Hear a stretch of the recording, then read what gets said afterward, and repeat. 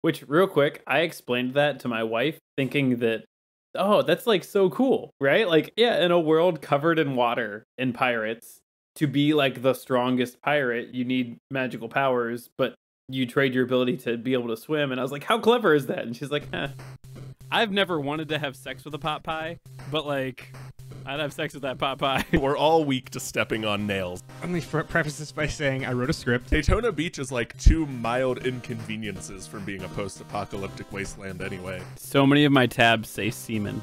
Just gonna Google old Western women's names. You can't handcuff me for skanking. This motherfucker gaslights you. Diet Coke and Sorrow will be chapter 4. And against all odds, Kyle, we became those squirrely weirdos. This whole podcast is a very negative mouthfeel. Hello and welcome to Debate This, the show where no one is right and someone is definitely wrong. In this show, we take time out of our busy adult lives to talk about comic books, video games, and how the first 4 minutes of episode 4 of WandaVision was everything I wanted out of Spider-Man Far From Home. Yeah, that's pretty much it. And now I've officially dated this recording. WandaVision so far has been not only like a breath of fresh air in post-pandemic life, but a breath of fresh air in the MCU in general. It's a superhero show with almost no action, and it's amazing. More riveting than the bottom half of the MCU canon. Like it's so good. Well, and Andrew nailed it. We're not here to talk about WandaVision, but to talk about WandaVision for a second, the fact that like the first few minutes of that episode felt like a full-on Marvel movie. Like, you know, Spider-Man Far From Home gave us, and then the band came back in the middle of a basketball game. Whereas this was like, no, this is horror, like Grey's Anatomy level nightmare stuff. Did you just say horror and Grey's Anatomy in the same sentence, Todd? Grey's Anatomy has had some heavy shit in their shows. Yeah, like that time that Dr. Grey birthed an alien chest burster. There was a bomb. There was a that bomb. Was my favorite. There was a bomb. There was a shooting. Yeah. They've been dealing with COVID. And then the phrase saying how to save a life. My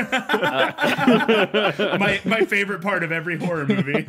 There was McSteamy, there was McDreamy, there was a plane crash. Now that Todd's plugged his Grey's Anatomy podcast. It's a watch along. Now that I've got your attention, we're going to continue our high seas adventure that we began last month with part 2 of the One Piece flavor text.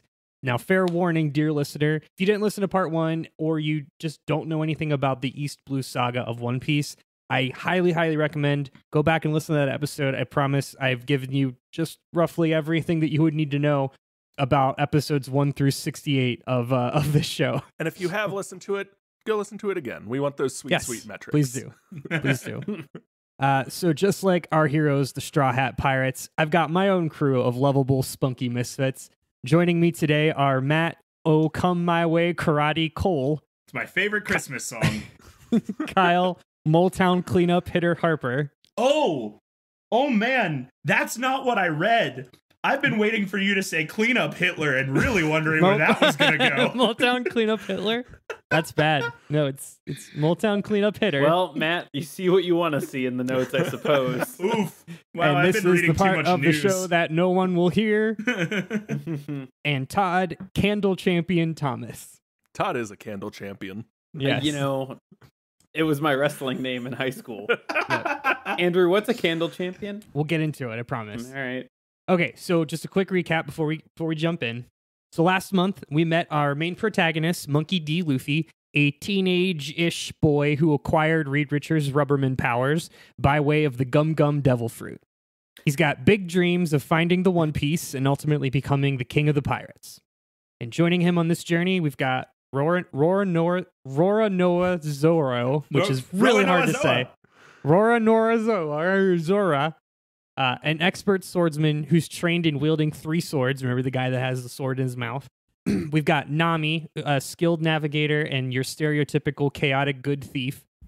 Usopp, a cowardly con artist who serves as the de facto gadget guy, because every team needs a gadget guy.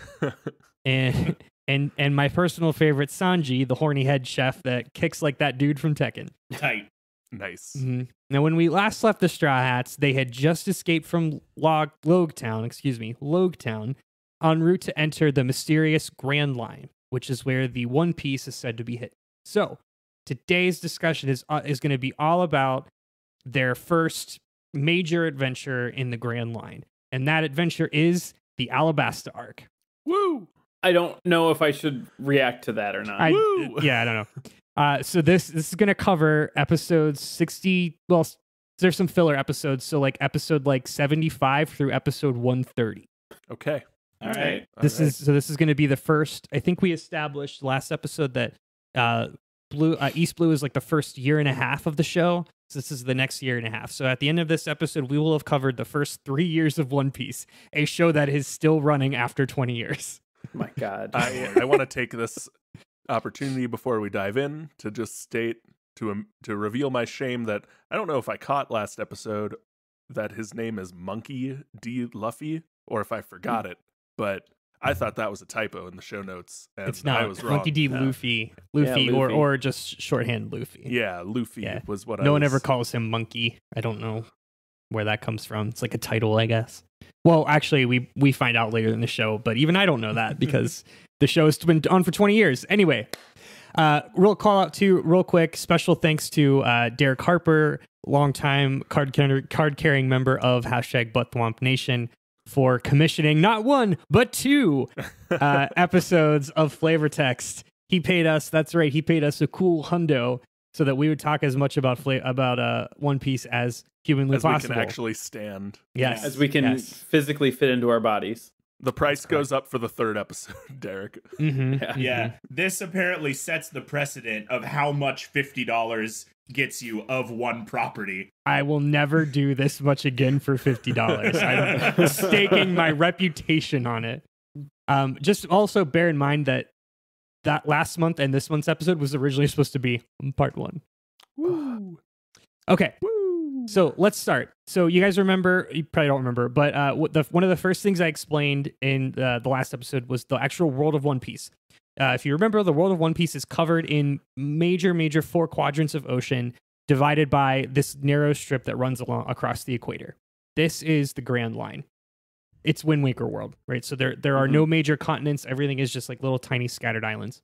The Grand Line, i.e. the equator, is one where the One Piece is said to be. Spoiler alert: we're not going to see the One Piece yet. In case you didn't pick that up. You mean you don't see that in the first 150 episodes of a 900 episode series? Crazy, right? Who would have thought? On either end of the Grand Line is this layer of like dead zone area called the Calm Belt. So to answer the question, why can't people just sail to the Grand Line? It's just the equator of the world, right?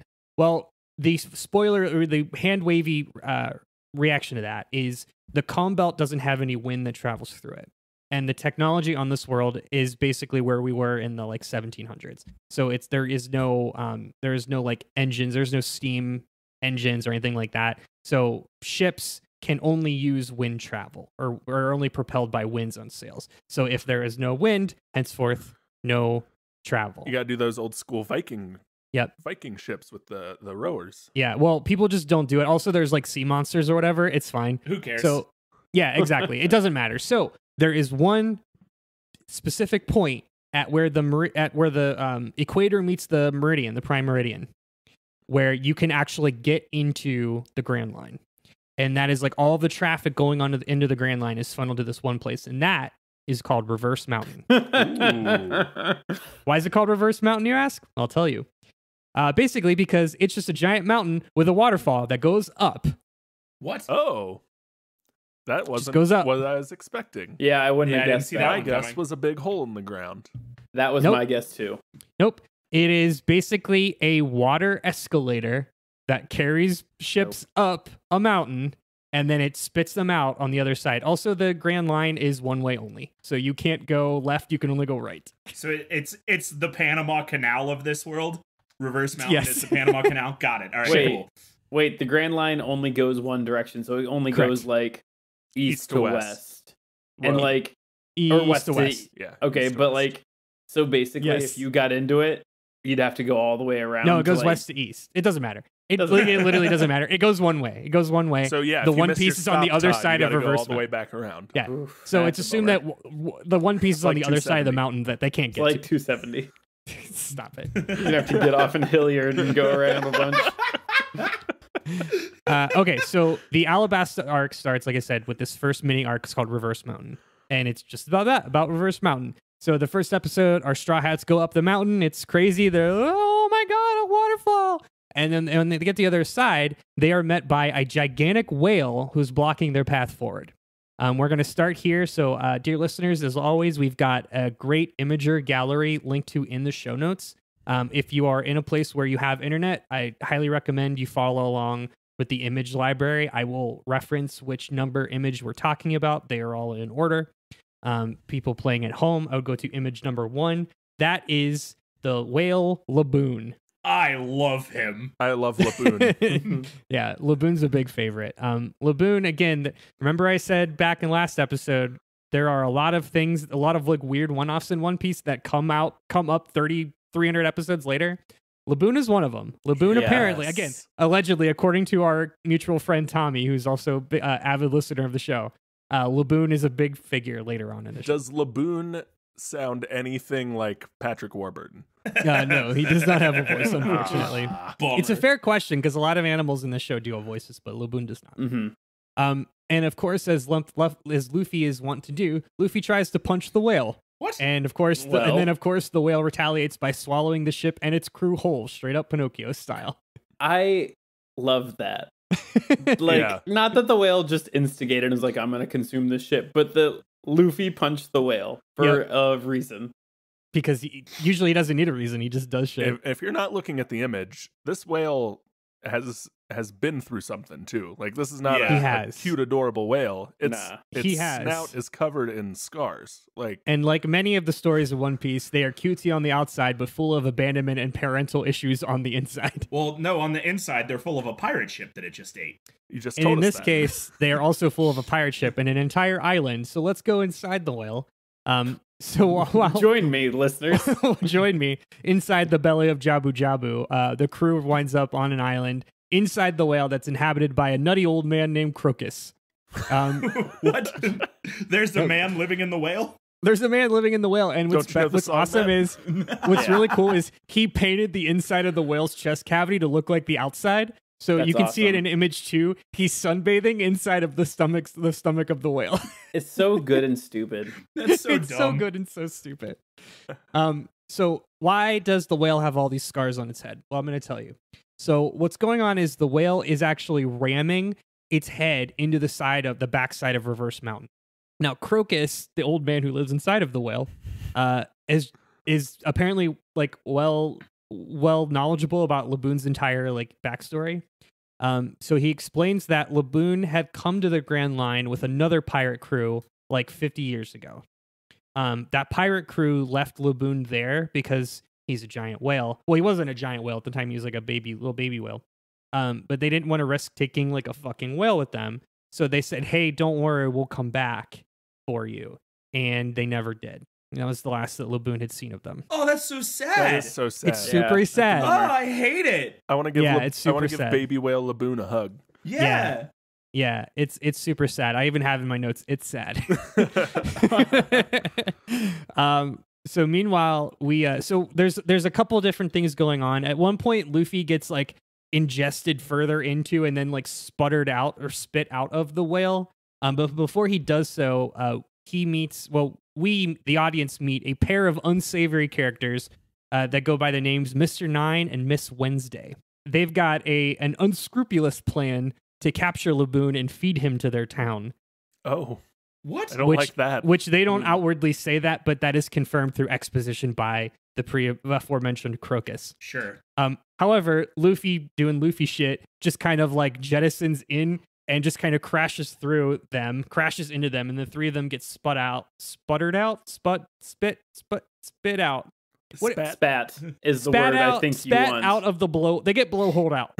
They don't get blowholed. They don't get blowholed. So you can see Mr. Nine and Miss Wednesday on image 3. And we'll talk about them in just a bit. Got big heat miser and ice miser energy with Mr. Nine and Miss Wednesday. I was gonna big Jesse and James energy, but that's where I was leaning. We're gonna do a lot of blasting off again, Kyle. So get ready. Meanwhile, Crocus and the rest of the Going Merry crew they're just hanging out on the inside island, and they're like, how do we get out here? He's like, oh, the door's over there. So they just leave. I love in that. true anime fashion. Yeah. So meanwhile, outside, Luffy fucking stabs Laboon in the face with a mast. What? And then tries to fight the whale head on. What is Luffy's problem? What did Well, Laboon okay, do so- to deserve this? Nothing. He's doing so in a misguided, unsuccessful attempt at befriending the whale, because now he's declaring that they're rivals. Because you have to remember this is a world of pirates, and everyone's like, I'm gonna beat you up, rawr, rawr, rawr, and like the fake toxic masculinity of it all. They're all So they're like- swashbucklers, yeah. Yeah, they're all rough and tumbler adventuring pirates. A handshake is like a quick sword fight, and then you point, Yep. you win, and then you pick the other person up, and you're like, we're friends It's a now. sign of respect. Yeah, It's sure. a sign of respect. So Luffy, before they leave, paints the straw hat insignia on the whale in return for him promising to stop ramming the mountain. So Luffy's saying, you have to stop ramming the mountain. We'll be your friends now. You're part of our crew. It's cute. That's image 4. You can see a very poorly drawn straw hat logo on Laboon's face. It's What fun. did Laboon get in that exchange? He got a new friend. He's on a team That's now. what. Yeah, he wanted to be on a pirate crew. Laboon alright. wanted his pirate crew back, and he got a new pirate crew. So we'll see more of Laboon whenever the hell I continue to watch One Piece, which is who knows. I will confirm that every plush of Laboon I'm looking at comes with the straw hat insignia painted on his nose as well. Yeah, Laboon is a big favorite in this arc. There's a couple other cutesy characters we're gonna meet. You'll know them when I call them out. The real friend was the whale we made along the way. Mm-hmm. Stop. So I mentioned Crocus. The only reason Crocus is not marginally important to this arc, the really only long-lasting thing that he does is he hands Nami in return for them befriending the whale or whatever. Crocus gives Nami this item called a log pose. Now, up until this point, Nami has been our navigator, and she's just using a normal compass-ass compass. But because of story plot, he explains that in the Grand Line, magnetism is not a thing, or rather, like the magnetic field is not a thing. Sure. Because sure, Yeah, of course. Because we need another hurdle to clear. Yeah. Yeah. So imagine, if you will, right? This is a fairly narrow, just like straight shot, but you've got a bunch of islands scattered around, right? And on each side of the Grand Line is the calm belt. So you don't want to just like go sailing willy-nilly, right? Because if you land in the calm belt, you're fucked. You will get eaten by a giant sea serpent or whatever story hand-waving plot. So what happens is each of the islands in the Grand Line actually have their own magnetism or magnetic wave field. So there's these items called poses that the characters get that will basically lead them to the next island. And it's like they have to jump from island to island because of plot. So hand wave. It doesn't really matter to me explain it, but this is the poorly explained reason why they're going to do a Pokemon-esque thing and just go to every town on their way to the ultimate destination. Why you can't just sail straight around the world? Yeah. Why you've got to stop on every port you find? Yeah. Yep. Yeah. Sure. Yeah. Yeah. Reverse Mountain ends with Mr. 9 and Miss Wednesday returning because at this point they were just like meh. And on the way back they get attacked by an otter and a vulture wearing sunglasses, which is depicted in image 5. Okay. I have questions about image 5. Yeah. Yep. So they fight again with the Straw Hats after being attacked by the Otter Vulture team, and after losing to the Straw Hats, they say stop. They surrender. Sometimes I can't think of words. They surrender and ask the Straw Hats to take them to Whiskey Peak. Can we find out more about the otter and the vulture now? We'll Is get that... there. Okay. We'll get there. Right now they're just an otter and a vulture, but we'll learn who they are soon. Well, like the otter's wearing pajamas. Yeah, he's fun. He's a fun guy. Okay, so Whiskey Peak is our next destination. So this is Whiskey Peak is the first like major arc, first like major island that they've gotten to in the Grand Line, and it's obviously the first real town that they've seen since Logetown. And when they get there, they are welcomed with open arms, basically being given a hero's reception. Now, again, may I remind you that when we were in Logetown, it was made very clear in the show and while they're there that like this is the last stop for humanity. Like most people don't go to the Grand Line. Yeah. You know? Yeah. At least that's what we've been led to understand. But what we're gonna learn in the Grand Line is like the Grand Line's just another place. It's like when you tell your parents that you're moving to California and everyone in your family's like, oh my God, nobody lives in California. There are earthquakes. Actually, plenty of people live in California. It's just another place for people to be. Yeah, I can confirm that being raised in Pittsburgh, they were like, you can't move to Ohio. There's literally nothing in Ohio. Yeah. And after living in Ohio for 8 years, I can confirm that there is one circle of things in the middle of Ohio. And that's about it. Yeah, so it's funny to see, and this will come up again and again, like, the Grand Line is just another place. Like, people just live here. Like, they're just towns, they're cities, like, there's kingdoms, whatever. But anyway, so we're at Whiskey Peak. Mr. Nine and Miss Wednesday, again, they're the reason why the crew went to Whiskey Peak. They immediately dip out. They're gone. Luffy goes into town and eats until he's the size of a building, because that's the thing that Luffy does all the time. And he can do that because he is the Gum Gum Man. He can do that. Because, of course. Yeah. Whatever. Nami, if it wasn't clear already, Nami is our Han Solo. Obviously. Right. Nami starts going drink to drink with a bunch of barflies, and then while Sanji and Usopp attempt to hump their way across town, they get good. Mad thirsty. Was that with an H? That was... All right. Yeah. And then Zoro, our resident enforcer and team badass, suspects that something might be off, and he fakes passing out, and the rest of the crew just like either through drinking, through eating, or through sheer horniness, just passes out. Surprise! Something was totally off, and they were very obviously being led into a trap. Of course. Right, yeah, that tracks. Natch. Zoro quickly figures out that the people behind this is a group called Baroque Works. This is an organized crime syndicate, and they have operatives from all over.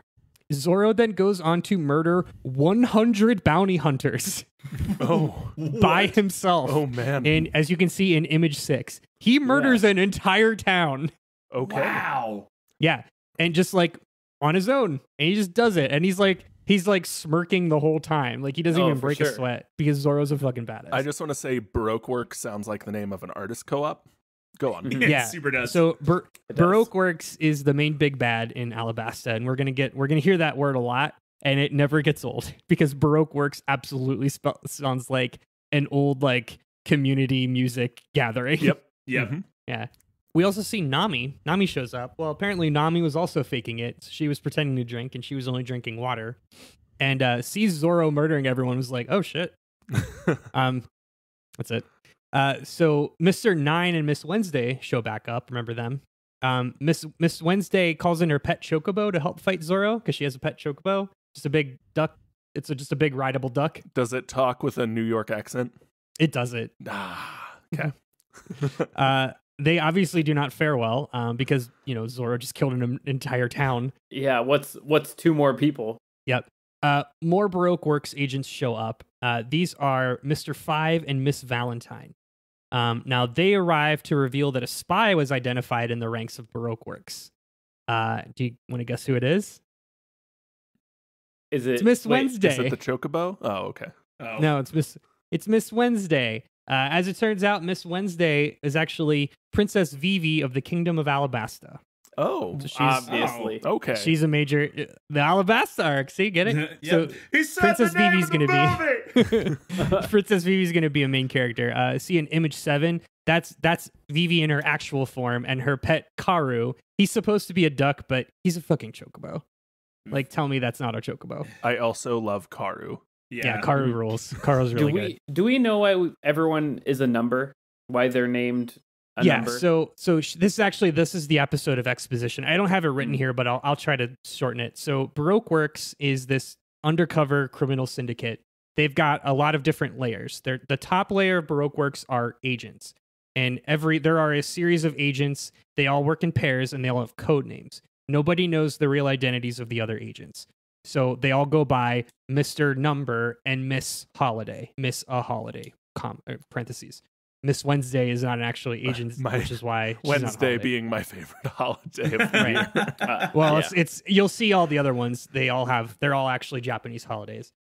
So the next rung, you've got the millions. I might have this wrong, and I apologize. There's the millions and the billions, and there's like the middle level or like the upper tier enforcers that are trying to get an agent slot, and then the I think the billions, maybe the bottom tier, those are just like the drones, the dregs, the Foot Clan. Yeah. Okay. So Zoro like basically took out just like 100 of the Foot Clan, but still like pretty impressive because he's one person. One person. Yeah. But there's a lot more to Baroque works than obviously just that.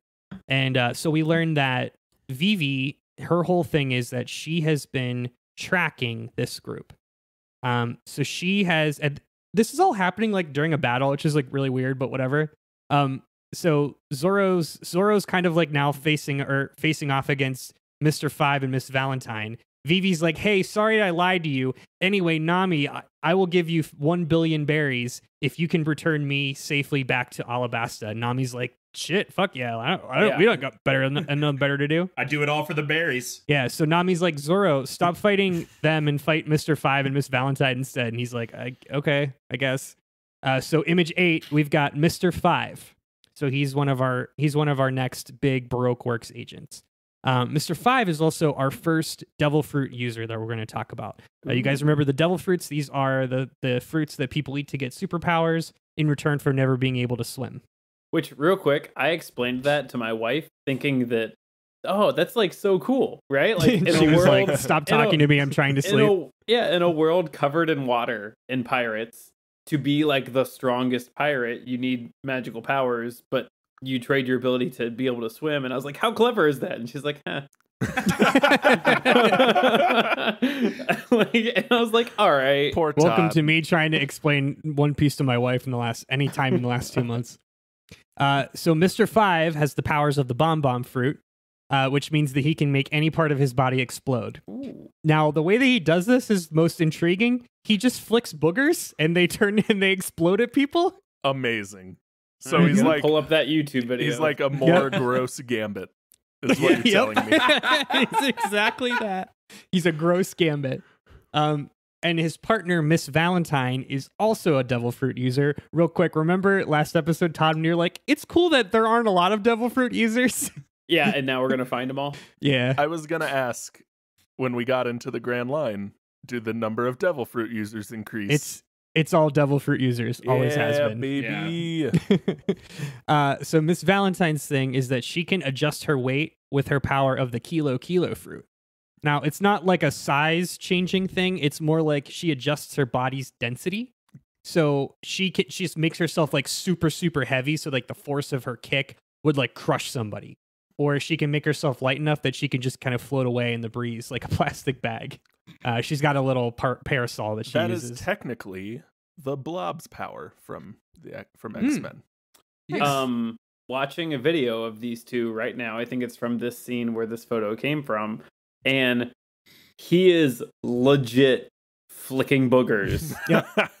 Kind of like what you thought Matthew McConaughey was going to do in that car commercial where he was just like rolling his fingers, where you thought he was like rolling up a booger and there was going to be a flick afterwards.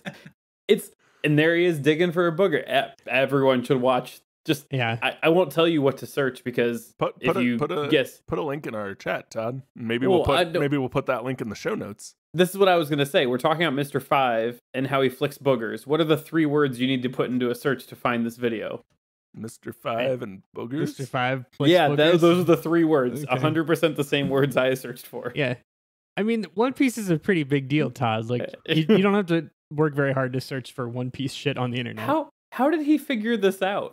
I don't know. He was picking his nose one day and he exploded a wall. Can you imagine? Sorry, stop. Hold on, I got it. You're like you're alone. You're like going to town, right? Sure. And you're all deep in there, and like somebody comes in the room, so you do one of those like, and try and like very slyly wipe it on the side of the wall, and then all of a sudden like blam! Takes off. Yeah. The last thing I'm going to say about this man is that he just flicked a booger. You know how like if a SWAT team rolls in with a pistol, like they support their hand. Like they're trying to like hold the pistol steady. He did that with his finger as he flicked a booger in the thing I just watched. And like he was drawn really back good. to flick the booger, then he had his other arm out to support the arm to flick the booger. Yeah, he does the same thing Izuku Midoriya does when he shoots his arm energy in My Hero Academia, and that was for me and no one else. Anyway, Todd is 100% gonna watch One Piece now. Yeah. It's not a matter of if; it's a matter of when. I watched the whole Arlong fight on YouTube the other day. It's very good. It's good. Okay. So remember Luffy? Remember our friend Luffy? Yeah, he's still sleeping. He shows up. He wakes up and he's like, "Where is everybody?" And he finds Zoro fighting Mr. Five and Miss Valentine, and flips out because he thinks that Zoro is fighting the town because he doesn't figure it out that the town was trying to betray them and rob all their shit. So he starts like fighting Zoro, and everyone's like, "What the fuck are you doing, you idiot?" Because he's a fucking idiot. And anyway, doesn't matter. Even despite the fact that Zoro and Luffy are fighting, they're still able to chase off Mr. Five and Miss Valentine. So this is where Vivi explains Baroque works to the crew. She's also explains that the reason she needs to get back to Alabasta is because Alabasta is on the verge of a bloody civil war. And she's discovered that it's all been carefully orchestrated from the top, behind the scenes by Baroque works. Of course. And then so she starts to explain the layering. So we've talked about the agents, the billions and the millions. Well, at the top of the agents is Mr. Zero. And all of those numbers refer to their ranks in the organization. So it goes from 0 to, I think, 14. But we don't see a lot of them. We're only going to see the top 6 or 7, I think. Anyway, Mr. Zero is at the top. We don't know who Mr. Zero is, but she does reveal that she learned that his name is Crocodile. Okay. Sure. 2 things about Crocodile. 1, nobody else knows this. It should be like not even Baroque Works agents know Mr. Zero's identity. So we don't really know how she knows that, but she knows that she isn't supposed to know that. And also because now that she's been found out as a spy, they're all after her because she knows that identity. So she's got a big fucking target on her back. Crocodile is a relative of hers calling it now. Go on. Remember Mihawk, the guy that sliced up Zoro in the middle of the Baratier arc? Yeah, okay. yeah. So yeah. we only talked about it a little bit. I talked about he was one of the warlords of the 7 warlords of the sea, excuse me. Sure. Yeah. Crocodile is actually another one of those 7 warlords. Oh, okay. Okay. Never mind. He's got a lot of influence. So Vivi has learned through infiltrating Baroque Works that Crocodile wants to use the Civil War as a means to overthrow the kingdom and assume power. So she thinks that if she can make it to the Resistance in time, she can convince them that Baroque Works is the enemy and try to stave off the Civil War. Remember that otter? That otter shows up again. I haven't forgotten about the otter. So the otter, the reason I didn't explain it before is the otter is actually another agent of Baroque Works. This is Mr. 13. Shut up. Shut up, Vulture, it's not. The Vulture is his partner, Miss Friday. So we meet one of Vivi's like bodyguards. His name is Igaram. He was there in town kind of like secretly watching her, and he kind of shows up and he's like, "Princess, I will protect you." And he sacrifices himself to basically to distract the Vulture and the otter to let the rest of the gang get away and escape Whiskey Peak. Is all of Alabasta about to be an escort mission? Are we doing an escort mission for this whole arc? Well, yes and no. I mean, Vivi just becomes like one of the gang. Okay. So she's just like another character. Cool. Yeah. Okay. Vivi's cool. Vivi is just blue-haired Nami. Like if I were to describe Vivi, she's Nami but has blue hair instead of red. Sure. That's it. All right, cool. They look the same, they act the same. I just didn't I wasn't ready for this to be like a whole protect the princess arc for No. 100 episodes. Vivi, I think Vivi is like a big character in the series, and I think the intention may have been to they wanted to make her like another temporary Straw Hat, but they don't really go out of their way to develop her character very much. Their whole thing is just I have to get home, so she kind of falls flat. I think she has a lot of potential, but I don't think she's a very liked or likable character. Gotcha. She's just kind of boring. She's a little vanilla. She's like I said, she's Nami but blue hair. Cool. Anyway. So before the crew heads out, we see another mysterious figure waiting for them. This is Miss All Sunday, image number 9. Miss All Sunday is the highest ranking officer in Baroque Works, so she's paired with Mr. Zero. Okay. Now she reveals that she is the one who, quote, let Vivi find out about Crocodile's identity, but also blew Vivi's cover. So she escapes out of frame like Proto Man to further reinforce the fact that we don't know where her allegiances lie. We don't know where Miss All Sunday's allegiances lie? Yep. Got it. All right, cool. These are She's fun mysterious. Mm-hmm. Yeah, they are. Miss All Sunday looks like she just finished doing a set at Graceland. Yeah, she rules. She's super cool. We'll get a lot of her later. Okay. Remember Kobe and Helmeppo? Hey guys, remember Kobe and Helmeppo? I remember Those the are names. Yeah. So Kinda. Image 10. So way back in episode 1, we met a little boy named Kobe. Helmeppo. He's Image 5 on the last one. Yep. We met a little boy named Kobe who broke Luffy out of the barrel, and when Luffy and Zoro met, they left Kobe on that island to go join the Marines. So at one point, Shonen Jump and the writers of One Piece were like, "What's Helmeppo doing?" so we do a little interlude here. We need to pump the brakes on this arc. Let's do a side story on Helmeppo. What's going on with Helmeppo? So we take a break with our Straw Hats, and we go see Kobe and Helmeppo, who are working as chore boys on a Marine ship. Now, one thing I remember, if you remember from the last episode, we talked about the Marines. The Marines are the right hand or the strong arm of the world's government. The Marines are mostly assholes. They're not great people. They are just another faction. They are neither good nor bad. So we've got both of them. So in Image 10, you can see both of them kind of like swabbing the deck, as it were. Kobe's our good boy, but Helmeppo looks like a 45-year-old, 15-year-old. Yeah. And somehow they strike up a weird friendship. So they've got each other's back. One day they get orders to transfer a prisoner. It's Helmeppo's dad, Captain Morgan, who is the guy with the iron axe arm. The axe arm. That's the one. Yeah. Anyway, during that transfer, Captain Morgan somehow breaks free and attacks Vice Admiral Garp, and then takes his own son hostage and tries to use him as a human shield, as depicted in Image 11.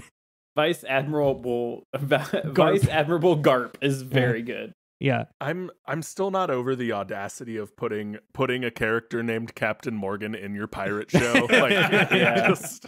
Localization's a hell of a drug, Kyle. Mm-hmm. Yeah, you're not wrong. Kobe convinces the Marines not to shoot Helmeppo straight up dead. Morgan escapes with Helmeppo, but then Helmeppo decides to jump out of the ship and swim back to the Marines. Because his own father had an axe to his neck. Kobe and Helmeppo then apologize for losing Morgan to the Vice Admiral Garp. And through a series of cool montages, they show their dedication to becoming great Marines and ultimately win his begrudging respect. And there's a part of that training montage in Image 12. Great. That's Kobe and Helmeppo. Literally doesn't matter. Whatever. Yep. Okay, so Little Garden. So this is our next major arc. So we've left Whiskey Peak. The Straw Hats are arriving at their next major island in the chain, which is called Little Garden. Now, despite its name, it is actually a huge jungle filled with dinosaurs and other prehistoric plant life. Ironic naming. Mm-hmm. Ironic naming. Yep. Ding. So this is another one. This happens all the time, and they just the Straw Hats are all they are a team, but they make it said a number of times they don't really work together. They're all a bunch of people doing their own thing, and they all just kind of end up at the same place. There is a lot of meanwhile this is happening, and it's just so that they don't have to tell a story with 7 people all around at the same time. So this happens a lot where people will just kind of pair off and have their own adventures. So this is a great example. So Luffy and Vivi pair off, and they kind of head one way to investigate. Sanji and Zoro are fighting because they're always fighting. They're fighting about something that has to do with women. And they just kind of wander off. And then Sanji and Zoro. Yes, I said that right. And then Nami and Usopp, the two people that really don't fight or don't get into fights and can't really don't have powers, they stay on the ship. Okay. Cool. So sure. Luffy and Vivi meet a giant named Dory, who is super friendly and laughs by yelling, "Yak, yak, yak, yak, yak." Image 13 is Dory.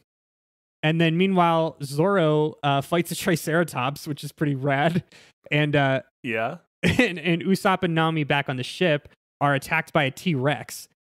They, however, are saved by another giant named Bragi, who just decapitates the T-Rex. Okay. And his laugh is awesome. Ya ba ba ba ba ba ba. Can you do those one after another so that I can hear the difference, please? Yep. I needed to contrast them, and if I don't hear them one after another, Yak, yak, yak, yak, yak. And who is ba, that? ba, ba, ba, ba, ba. The first one being Dory, the second one being Bragi. Bragi sounds like in the original Mario Kart when you hit a banana peel, or Mario Kart 64 when you hit a banana peel, and Mario goes, ah, ba, ba, ba, ba, ba, ba, ba. But he's a giant, so it's deeper. Yeah. Mm-hmm.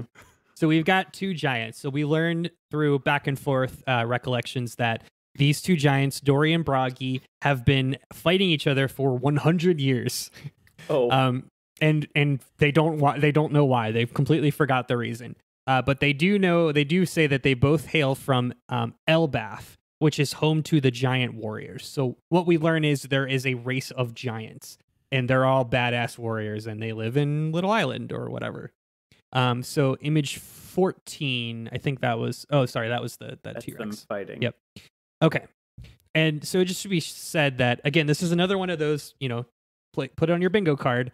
Another one of those things where we don't think we're ever going to hear about Elbath again. And what I've been told is Elbath comes into play like 40 years later. Sure. Yeah, whatever. Whatever. So it should be noted that Luffy and Usopp are both super into these giants. Luffy because Luffy loves anything that he can fight. And Usopp gets like really enchanted with the idea of Elbath as like a village of warriors. And he gets all charged up at becoming a powerful warrior himself. And I'll remind you that Usopp's whole thing is that he wants to be like a brave and powerful captain because he is, in essence, a fucking coward. Right. So, yeah. Sure. yeah. So he's like, I'm going to be better than myself. But again, like Usopp and Nami, again, they're just people. Like they don't have special powers. They don't have like superhuman training. Like they're not like Sanji and Zoro and Luffy. They can't really hold their own. So they have to be smart and they have to kind of, and that'll come into play a little bit later. And we'll talk about that.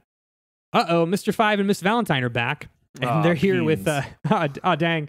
And they're here with two new Baroque Works agents, excuse me.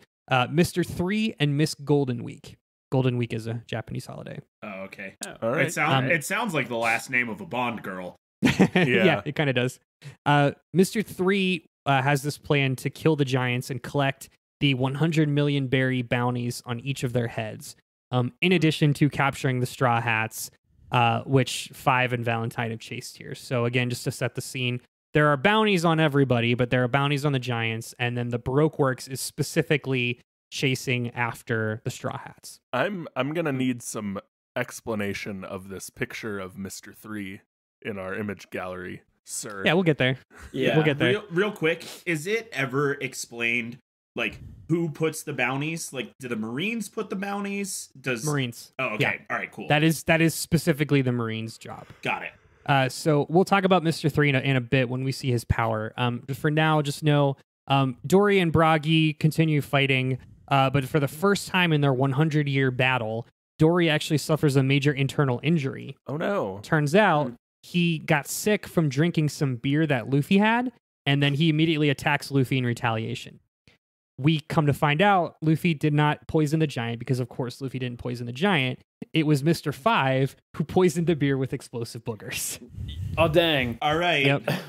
That is a sentence That's I'm a very sure, cursed sentence. Yes, cursed yes, sentence. that. But that is a sentence that I'm sure hit a little bit differently when there wasn't a respiratory virus ravaging the world.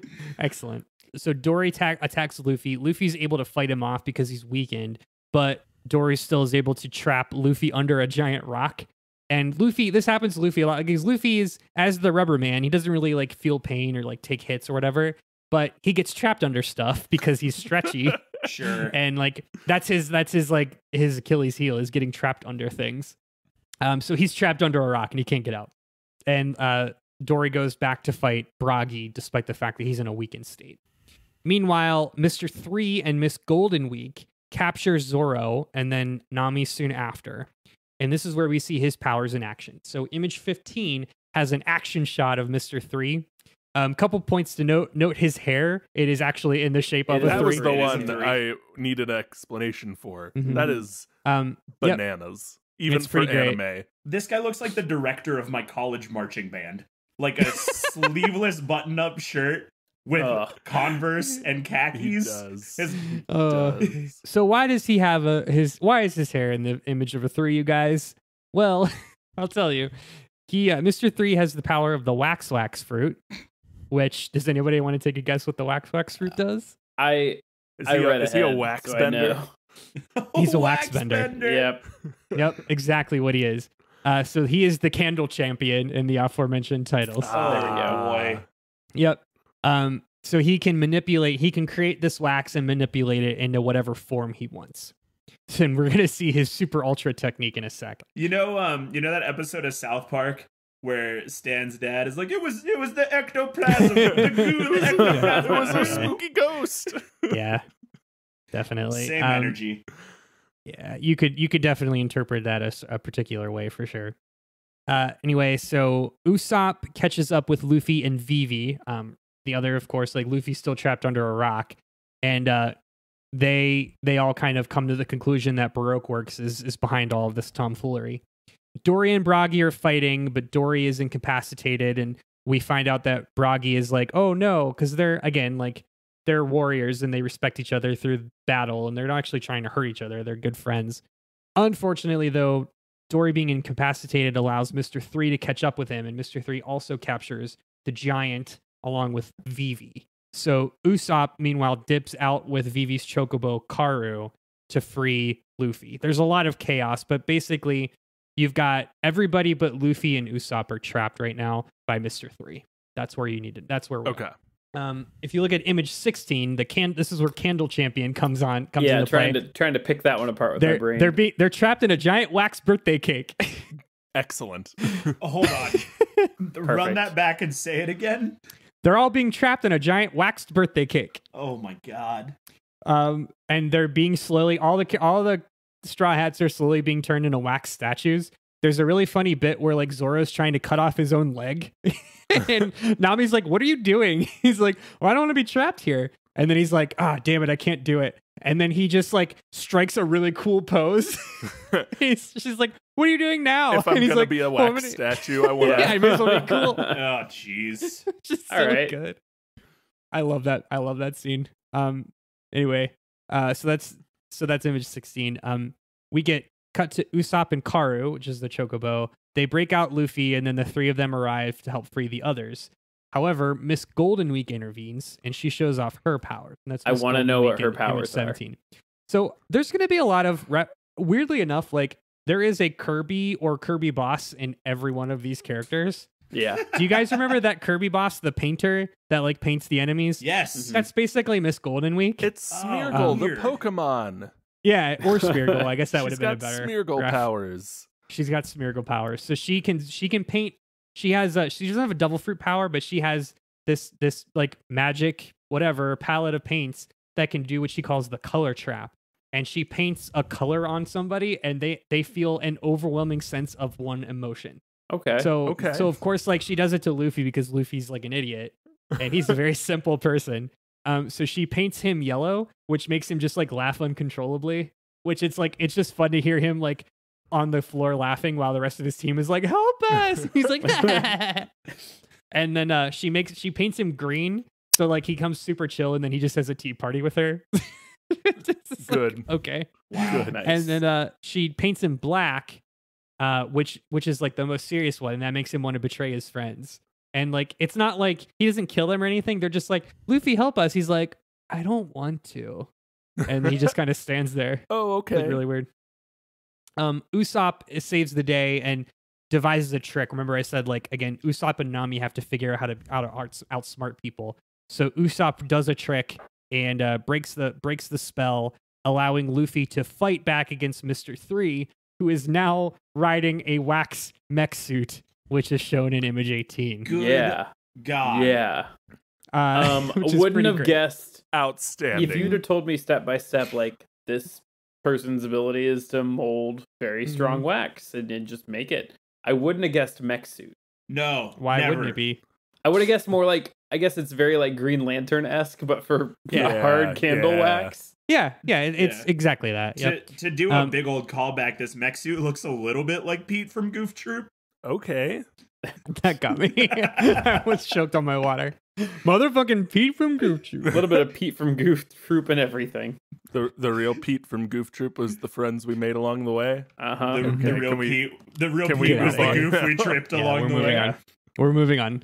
Okay, so Luffy and Usopp devise another clever trick to burn the wax, and they fight off both pairs of the Baroque Works goons. So after the battle, we flip back over to Sanji, who has just been gone this like whole time. He's just been hanging out by the ship, And he's like, we literally cut to him. He's like, where did everybody go? I should find them. Sure, yeah. And he, like a nerd, he starts walking off and he finds a house that's made entirely of candle wax. Want to guess who that belongs to? Is it Mr. 3? It's Mr. 3. He walks inside and he's just like drinking tea inside this candle wax house. And then he, for whatever reason, he answers a phone call, which is also a snail. What? Do they operate with? It's a snail phone with Flintstones rules. Is everything an animal in this on this island? I don't know why there are snail phones, but there are. The phones are snails, and that's it. On the other end is Mr. Zero, who we remember as Crocodile. Assuming so, when Sanji picks up, Mr. Zero just assumes that Sanji is Mr. 3. So Sanji continues the fabrication and says that yes, he took care of the Straw Hats to try to throw Baroque Works off their scent. That Otter and that Vulture show up again. Oh dang! Whatever. And Sanji fights them and steals their pose, their log pose, to show them the rest of the way to Alabasta. Because again, we need a hand wavy reason why they're going to go to more islands. I understand what the pose does, but I'm confused what a pose is. It's a little. Did I have a? Maybe I didn't put a picture of it. It's imagine like a little like a sphere, a little like a glass ball, a little smaller than a baseball, and it's got like a compass needle inside of it. It just doesn't point. It doesn't have cardinal directions. It points in the direction of the next island they have to go. Gotcha. Okay, you did say there's the island hopping. That makes and more there sense. is a pose for every major island. So like if this were a JRPG, that would be a key item. Yeah. I mean, it's just the little key that gets you to the boss so that you can use the big key. Well, exactly. You go beat the island and you get the new pose to go to the next island. And exactly. So forth I mean, it's whatever fill in the blank MacGuffin. Yeah. Okay. So let's resolve the thing with the giants. We find out Dory is okay. Remember, Dory was sick and got hurt, whatever. Also, the giants, after they're done fighting, remember why they were fighting, and it's literally because they were arguing over whose fish was bigger. Sure. Yeah, sure. I still have friends I won't talk to because we disagree about the size of our fish. And as a way to thank the Straw Hats, the giants kill the Island Eater, which is a gigantic fish monster preying on ships trying to leave Little Garden. Therein justifying the entire reason why we were here in the first place. Was the Island Eater introduced before they killed it? Or Okay, good. That's so good. Oh man! Yeah. So at the end of this this mini arc, they're like, "Oh shit! By the way, this thing we're gonna kill this thing that you just met." Yep. Wow! Yeah. Excellent. So it's very possible that the Island Eater was foreshadowed at the beginning. I'll be fully honest. This is the arc where I was like, this one and Whiskey Peak, I was not into. This was much on when I while watched you were doing other things. This was on while I was doing other things. Exactly. Now, to be fair, this next arc, this is what brought me back. So, cool. For what it's worth. Again, like what I'm giving you guys, like I said at the top of the episode before we started recording, I'm giving you the highlights. Like there's a lot of fat on these bones, but there's a lot of meat as well. We're all meat, no fat today. So, okay, so let's go to the next arc, Drum Island. So Drum Island starts at sea. Now again, they've got the pose to get them to Alabasta, so they are going straight for Alabasta at this point. They are not taking any side quests. However, Nami comes down with a really bad fever, and she's like not like sick, but like almost on the verge of death. And again, like remember, this is pirate technology. Like they've got some food, but they don't have medicine. They don't have a doctor, and they're at sea, so like they can hope for her to get better, but she's probably gonna die. So they decide, yeah, we're gonna need to make a pit stop and find a doctor. So they stop at the next major island, which is the aforementioned Drum Island. On the way there, they are attacked by this weird sphere-shaped pirate and his crew named Wapol. He's got a steel jaw, and he showed in image 19. He looks like a huge fucking dork. Looking at this picture for the past few minutes, I realize this pirate is wearing a hippo cloak. I thought the hippo's teeth were this pirate's eyes, which makes him look very, very different. Not just a hippo cloak, a fuzzy hippo cloak. Yeah, right? Gotta be rare. Yeah. Yeah, he's a fucking nerd. Question, so this is the second pirate we've met with a metal mandible. Is that a reoccurring theme in this world? Well, we'll find out. There's a reason why, but we don't know yet. Okay, got it. Luffy Didn't fights expect that to come back. Yeah. Luffy fights this guy and sends him blasting off again pretty easily. Love it. So the crew arrives in Drum Island. Again, they're looking for a doctor. They need to save Nami. But as they get in, they're held up by the town guard, who's led by a man named Dalton. I should also mention Drum Island is a snow island for whatever reason. For reasons. Yeah.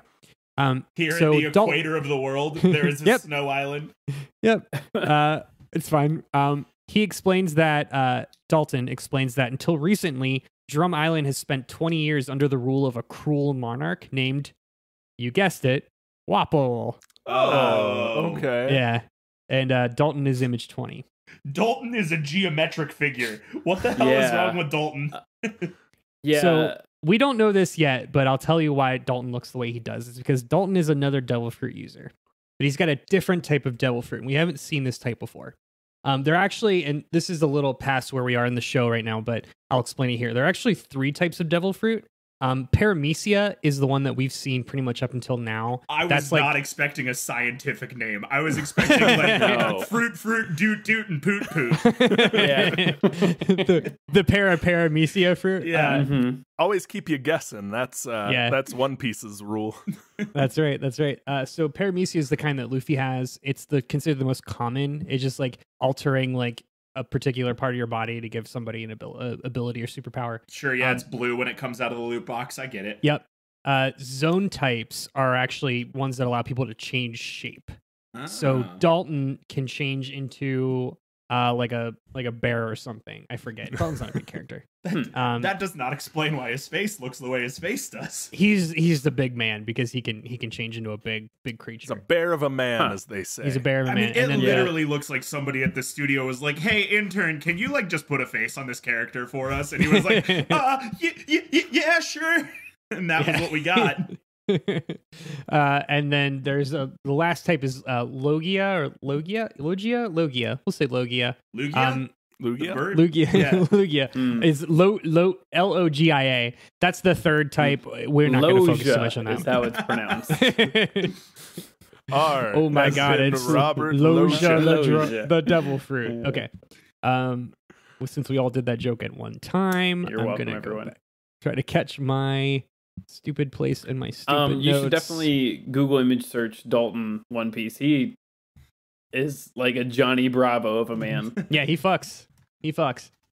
Okay, so we get a little bit of the backstory here. So Wapol was the monarch of Drum Island.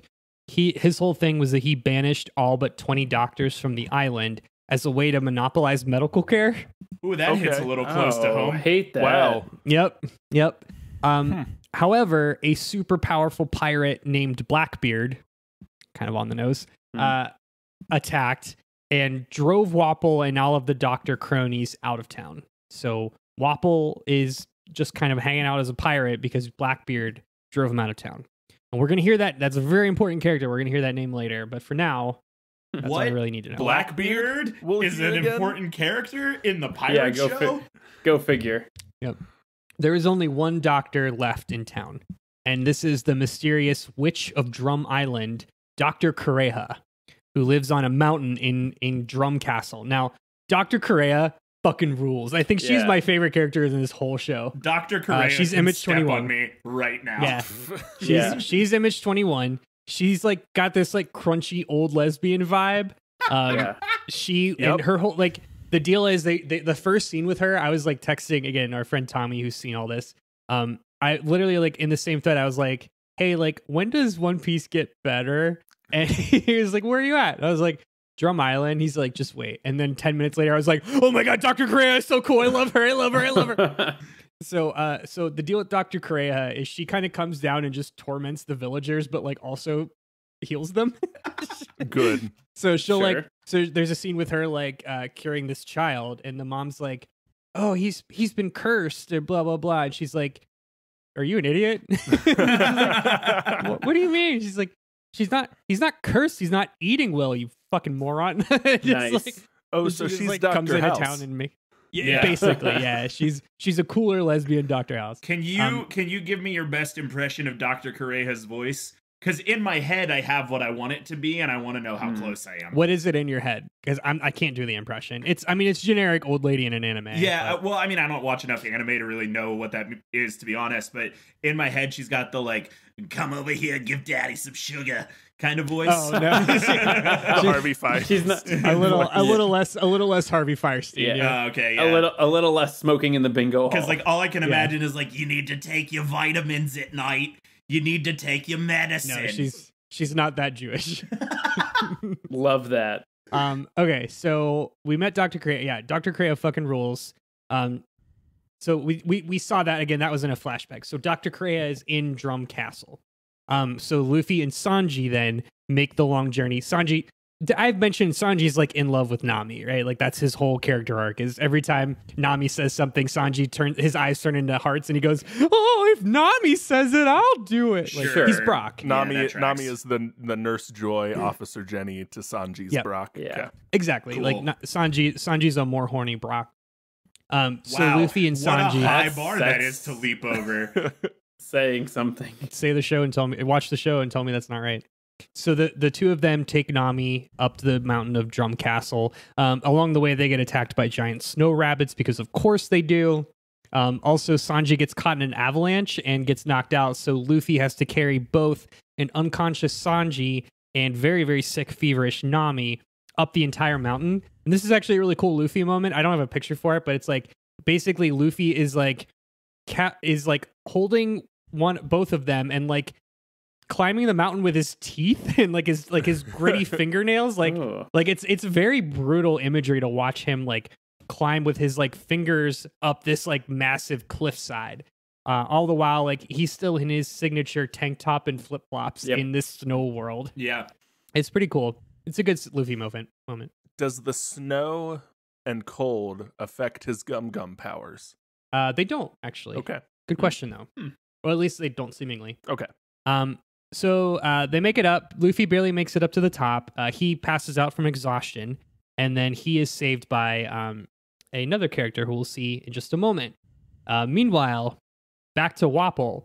Wapol and his crew return to Drum Island to try and retake the land. So Dalton, the aforementioned man who fucks, does not fuck and actually gets defeated in trying to stop them. That's rough, Dalton. It's rough. Yeah. So Wapol and crew are heading toward Drum Castle. We see Nami wake up in bed, being taken care of by a small reindeer boy who walks on two legs and wears a little hat. She tries to get his attention, but he scurries away. Oh, He's adorable. Mhm. He is adorable, and I love him. He's our next cutesy character. Yeah, he's One Piece's Baby Yoda. He is exactly One Piece's Baby Yoda. He is One Piece's mascot, and we're gonna get more into him. He's a big character, so we're gonna cover him just a bit. Of course. So we see Sanji is up and around and talking to Sanji, and Nami eventually start talking to Dr. Correa, because Dr. Correa is super cool as long as you like understand what science and medicine are, because imagine that, you know? Right, yeah. Right. Anyway, she explains what's going on with Reindeer Boy. So Reindeer Boy is not just a reindeer, obviously. But once he was just an ordinary reindeer living on Drum Island, because this is a winter town and there are reindeer here, obviously. So this reindeer child, was a pariah among his kind due to his unique nose made of a different color. Oh. Wow. This time it's blue. Shut up. I did not He's see got the a blue Rudolph nose. arc coming. No, I wouldn't have guessed that one. One day, this reindeer unwittingly ate the human fruit.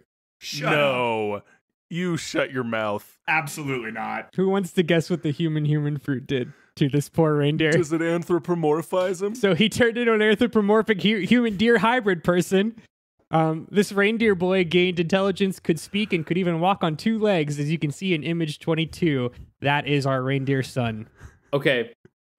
Stay with me on this. Questions? So the reindeer ate the human fruit. It made it more human-like. And I assume that the reindeer lost the ability to swim. Pretend. What if you were like, I'm going to go be a pirate and risk it all, and I'm going to eat the sketch fruit. I picked a random fruit. I hope I get some sweet ass powers. It better be worth me losing my ability to swim because, boy, as a pirate, that's pretty important. What if you ate the human fruit and you didn't get any powers? You just lost the ability to swim. I'm certain in somewhere in the next 800 episodes, they encounter someone who has eaten a human who has eaten the human fruit. Like you meet a bartender who's maybe all of us have eaten the human fruit. Maybe that's the difference between life and death. What? Anyway, that's One Piece.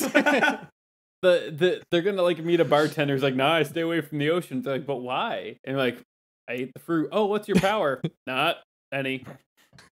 I'm a better assistant manager for it. I'm a more human than you are. Yeah. More human than human was Kyle. Was that an incredibly sly Rob Zombie drop right there? I wish I could claim Maybe it was not intentionally. but it was not. Oh wow. I almost ate the cum fruit. That was very good. That was no. I didn't like it. Oh boy. I approve of that joke. Where do we go from here?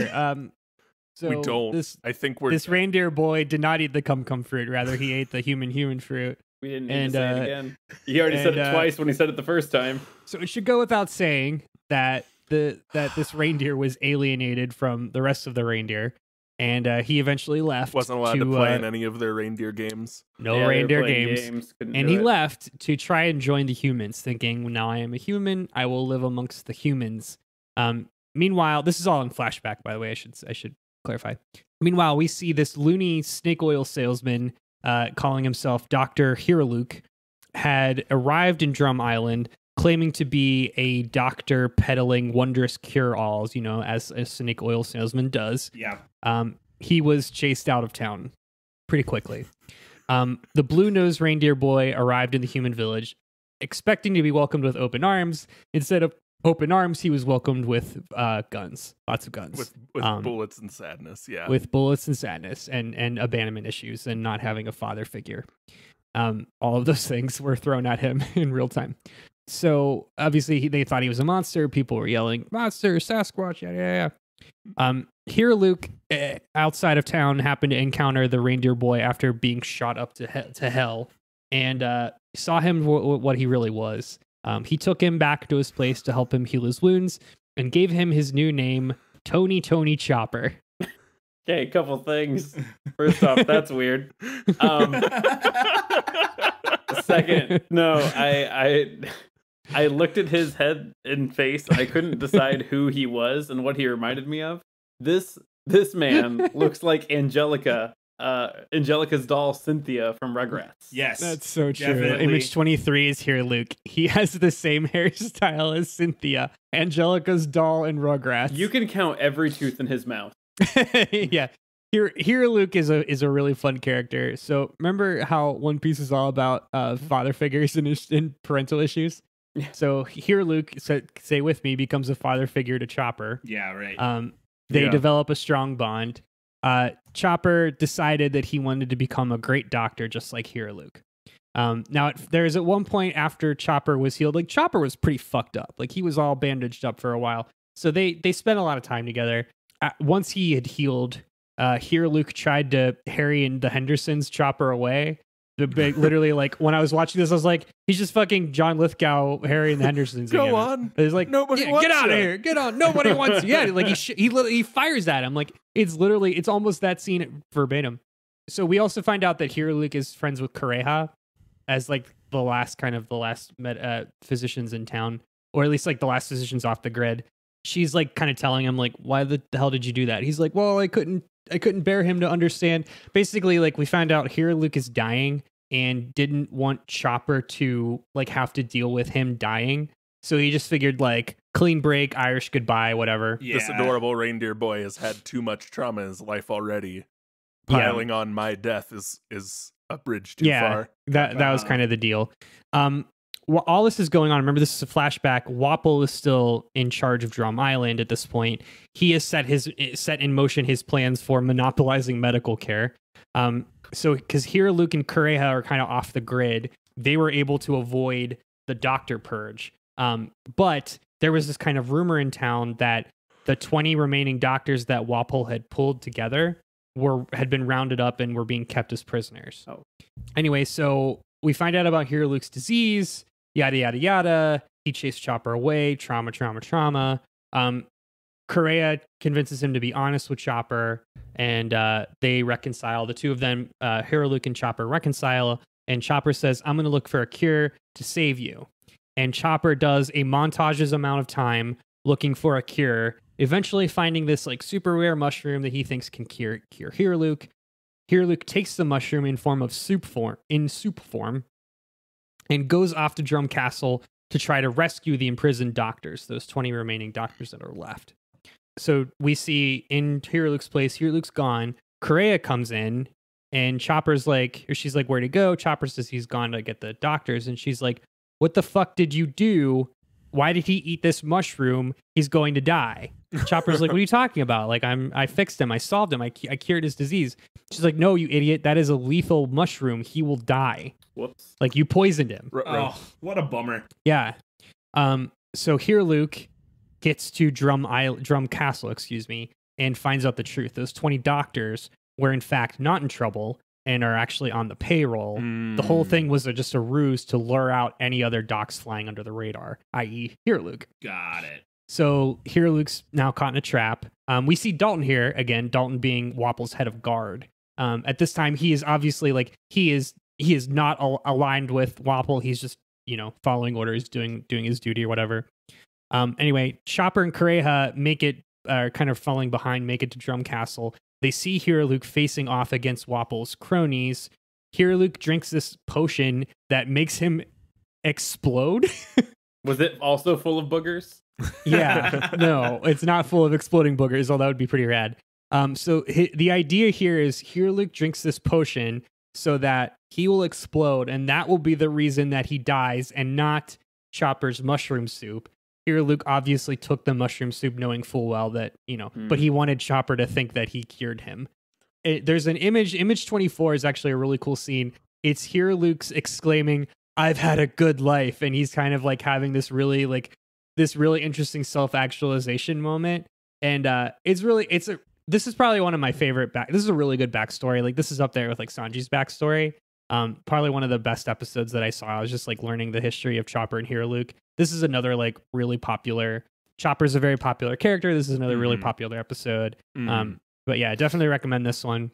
So this is really cool. The aftermath of all this, obviously, Hero Luke fucking explodes and like it actually like does some damage, like takes out a bunch of goons. It's kind of like a suicide bomber almost. Chopper and Correa escape. Chopper then begs Correa to teach him even more about medicine so he can be as good as she and Hero Luke. She doesn't at first, but begrudgingly also eventually takes him in as her student. She is a hard ass with a heart of gold. Fantastic. I love that. Mm-hmm. So that's why Chopper is with Correa. Gotcha. Cool. We're all caught up there. All right, back to the present. Wapol and crew arrive at Drum Castle, ready to take back their throne. Now we learned why Wapol has a steel jaw, because Wapol has the power of the Munch Munch fruit. Good. Okay. So, Which I realize we're saying this like when we're not starting this from the beginning. You should tell us the power, and then we should have to guess what the fruit's name is. Yeah, sure, I can do that. We've got a couple left, so I'll do that. He can eat anything and take on its properties. He is Kirby. Wapol is Kirby. All right, got it. This battle is really fun. It's just this silly series of scenarios where Wapol like will eat cannons and start firing those cannons on the group with his belly, and they'll like, or he'll like open his mouth and a cannon will come out and be like, Wah. At one point, sure. Wapol just eats himself to the point where he's just a bouncing steel jaw. Oh my god! And then he emerges from said jaw a much more slender man. He also eats his two lieutenants and basically creates a Dragon Ball Z-like fusion between them, which is really fun. Also, Chopper shows off his ability, which is to enter jacked mode. Yeah. If you see in image 25, so Chopper can get all hulked up, And he's actually got 3 forms. So Chopper has reindeer form, he's got little boy form, and he's got meat monster form. and Image 25 is that of meat monster form. Luffy beats up Wapol and sends him blasting off again with one of his signature Gum Gum bazookas. And then after the fight, Luffy attempts to recruit Chopper to join the crew as their doctor. Remember, they came here looking for a doctor. Now, Chopper initially refuses due to his, say it with me, crippling abandonment issues. Yep. But then Luffy invokes the power of friendship, which no one can deny. Chopper asks Kureha if he can leave, and she says no. And then she starts chasing him around the castle with an axe, which is fun. This was a super cool and super fucked up way of chasing him out because she also didn't want to say goodbye to her sweet, sweet dear son. Because everyone is damaged and can't. DEER. Yeah. Yeah. Because there's a lot of Irish, because there's so many Irish goodbyes here. Right. Yeah. Okay, so that's Drum Island. The arc ends with some important foreshadowing. First off, Kureha, for the first time, finds Luffy's wanted poster and actually learns a little bit more about them, the Straw Hats. And she actually remarks there's a connection between the D in Monkey D Luffy, and until this point we thought it was Gold Roger. It's actually Gold D Roger, which is an important distinction. All right. Yep. Gold D Roger, of course, was the one who owned the One Piece and all that. So something to keep in mind. I do not know how that is relevant yet. Neither will you by the end of this episode, but know that there is some tie to be made. Get at us, listeners. Let us know. I mean, there's like a 100% chance he's a descendant, right? Like that's the I'm thing pretty sure here. that's the case. Yeah. I think that's what Yeah. that's saying. Yeah. Also, 2 villagers remember that they were supposed to deliver a message to the Straw Hats. The message was from a man named Ace, who the message was basically saying, "Meet me in Alabasta." So a man named Ace wants to meet them in Alabasta. They're heading that way anyway. It's fine. Why not? Sounds like that's a when country you song. pick up. Yep. You pick up the side quest knowing you're already heading there. Exactly. Yeah. Cool. Well, that takes us to the prime Alabasta arc of Alabasta Saga. Before we get to Alabasta, we're going to take a quick break, and we'll come back and we'll get the thrilling conclusion of bringing Vivi back to her homeland. Oh, also Vivi was there. It's fine. Hi, I'm Eric. I'm Amanda. And we are House Breakfast, your new favorite Twitch stream that you should definitely be following. Here's the thing. You can eat breakfast anytime, and we want everybody to know that. And you can also play video games in a low-stakes, fun way with a really wholesome chat every Tuesday and Saturday. We're partners in life, love, and podcasting, and that now includes streaming, because everyone needs to learn how to stream in 2021. But playing games that we played on our N64 and PlayStation 2 and GameCube is soothing, and I think the one thing that might make all of this just kind of slightly better. We really like Pokemon and Mario. You're just going to have to deal with that. So find us at twitch.tv/housebreakfast. And follow us on Twitter at housebreakfast_. House Breakfast, because you can eat breakfast anytime. That was pretty, I like that. I like that too. Good job. Good job. All right, we're back. So we just left Drum Island. The Straw Hats are on their way to Alabasta to bring Vivi home to help stop, in hopes of stopping the civil war that is breaking out. So we begin what I'm calling the Alabasta Prime arc, which is just Alabasta. What we begin with a car chance does encounter. Alabasta Prime turn into? It's probably a pirate ship, Matt, if I had to guess. We begin as we always do on seas with a chance encounter. A very effeminate dancing man appears and is brought aboard the Going Merry. He makes fast friends with most of the Straw Hats. His whole thing is that he shows them he can change his face to copy other people that he sees. Not unlike Kirby. You'll see this man in Image 26. Oh, this man is a lot. Oh, that in the live action version of One Piece, this man is played by Jim Carrey. This is Bon Clay. He's a fun guy. Or Adam Sandler. Oh yeah. Or Gary Busey. He does this thing where he meets all of them and then he cycles through their faces. So he does like a John Cena hand wave in front of his face, and then he can change his face to take on anyone's appearance. He can also take on their voice too. So he's a shapeshifter. Did he? Okay, he ate because he has powers, right? These are powers from eating a fruit. Actually, you know what? I don't know if we have a double fruit for because I would have guessed face fruit, but you said can also turn into their bodies. Change fruit is my guess. Yeah, that's a good one. I was gonna go for face fruit as well. Yeah. Hold on. I don't think I had this. Oh, you guys are all wrong. It's clone fruit. That's a good one. My next guess was gonna be copy fruit. Yeah. Yeah. So he does this thing on the ship where he cycles through everyone's face, and he's like kind of going through all the crews. And he's cycling through a couple other faces that we haven't seen yet. And we cut to Vivi, and she gets this like she loses like all the color in her face, and she looks like ghastly white. And anyway, so Bon Clay like just kind of dips out. Like some other ship comes to rescue him. He's like bye, and he just kind of dips out.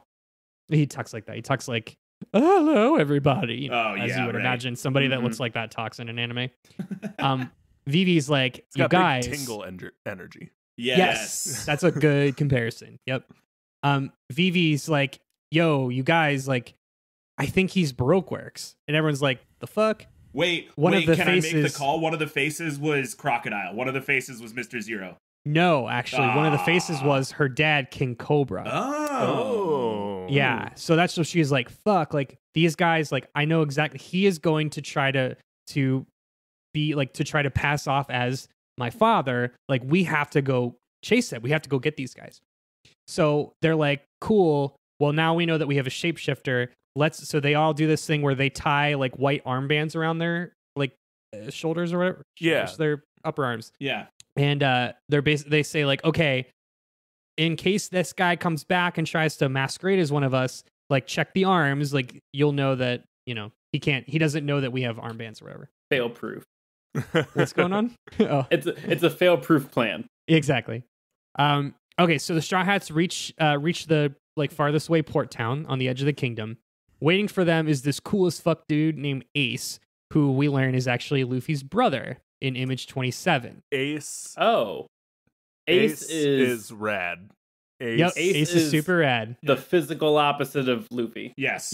He looks like he's spent 10 years in the Australian outback. Like, right. In 21 Jump Street, how they have like Jonah Hill and freaking Channing Tatum like side by side is the joke. Yeah. This exactly. is that joke.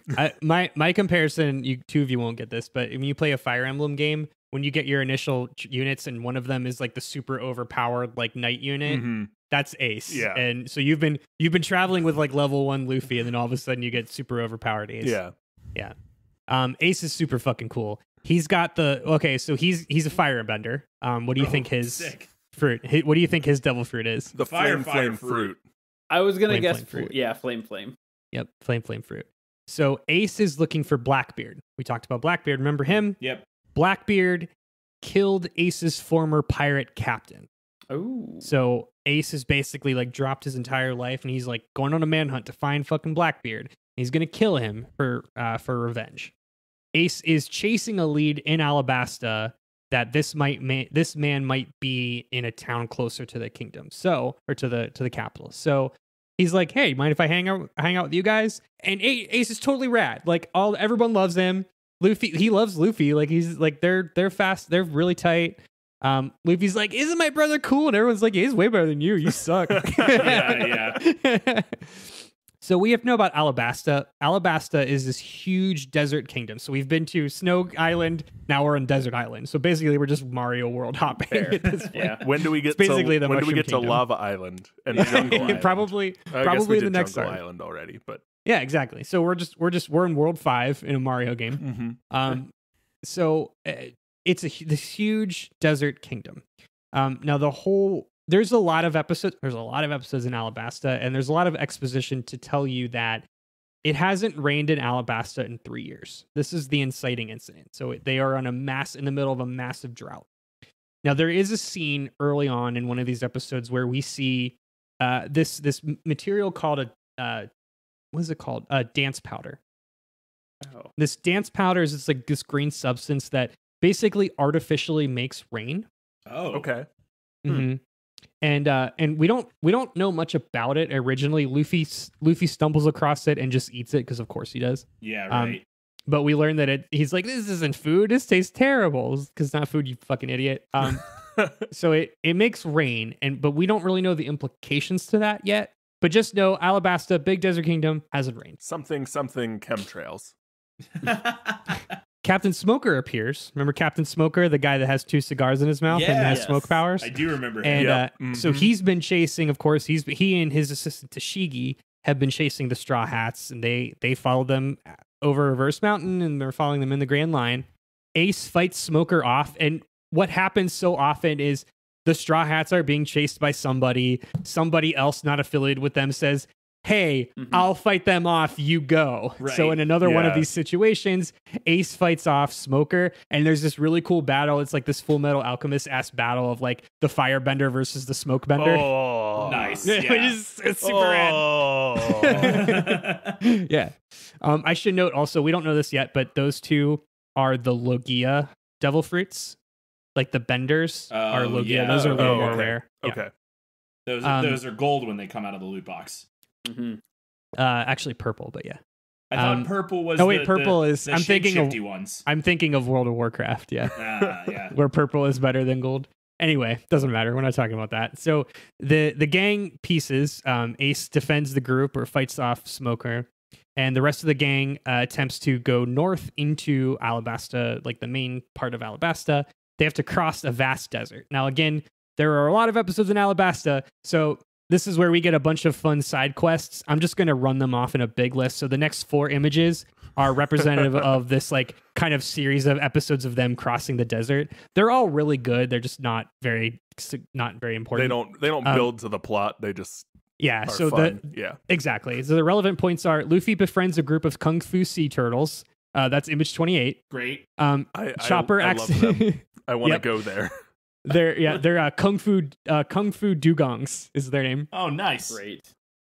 Chopper accidentally gets kidnapped by bandits and escapes with a misogynist camel named Eyelash. All right. A bunch of birds project a mirage to steal their cargo.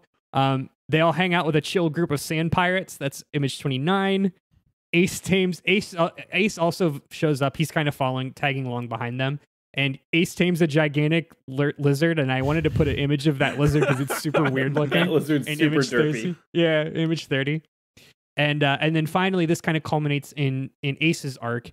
They meet up with this bounty hunter who Ace originally believes to be Blackbeard, but it's not. It's just some middle-aged farmer who left his 2 boys home to starve in order to pursue his dream of being a famous bounty hunter. And his name is Scorpion, and he's image 31. Oh, good. And there's a whole, I'm not going to get too much into Scorpion, but there's this like kind of weird backstory where like he's just like a peasant villager, and he's like, I'm going to prove to you kids that you can do whatever if you follow your dreams. But like, they're like, yeah, you're our hero, Dad. But he also abandons them to go like fight things with rocket launchers. So he's not like a pinnacle of a dad. Yeah, well, from what I've learned from One Piece, him abandoning those 2 kids will make those 2 kids better and more famous in the world. Yeah.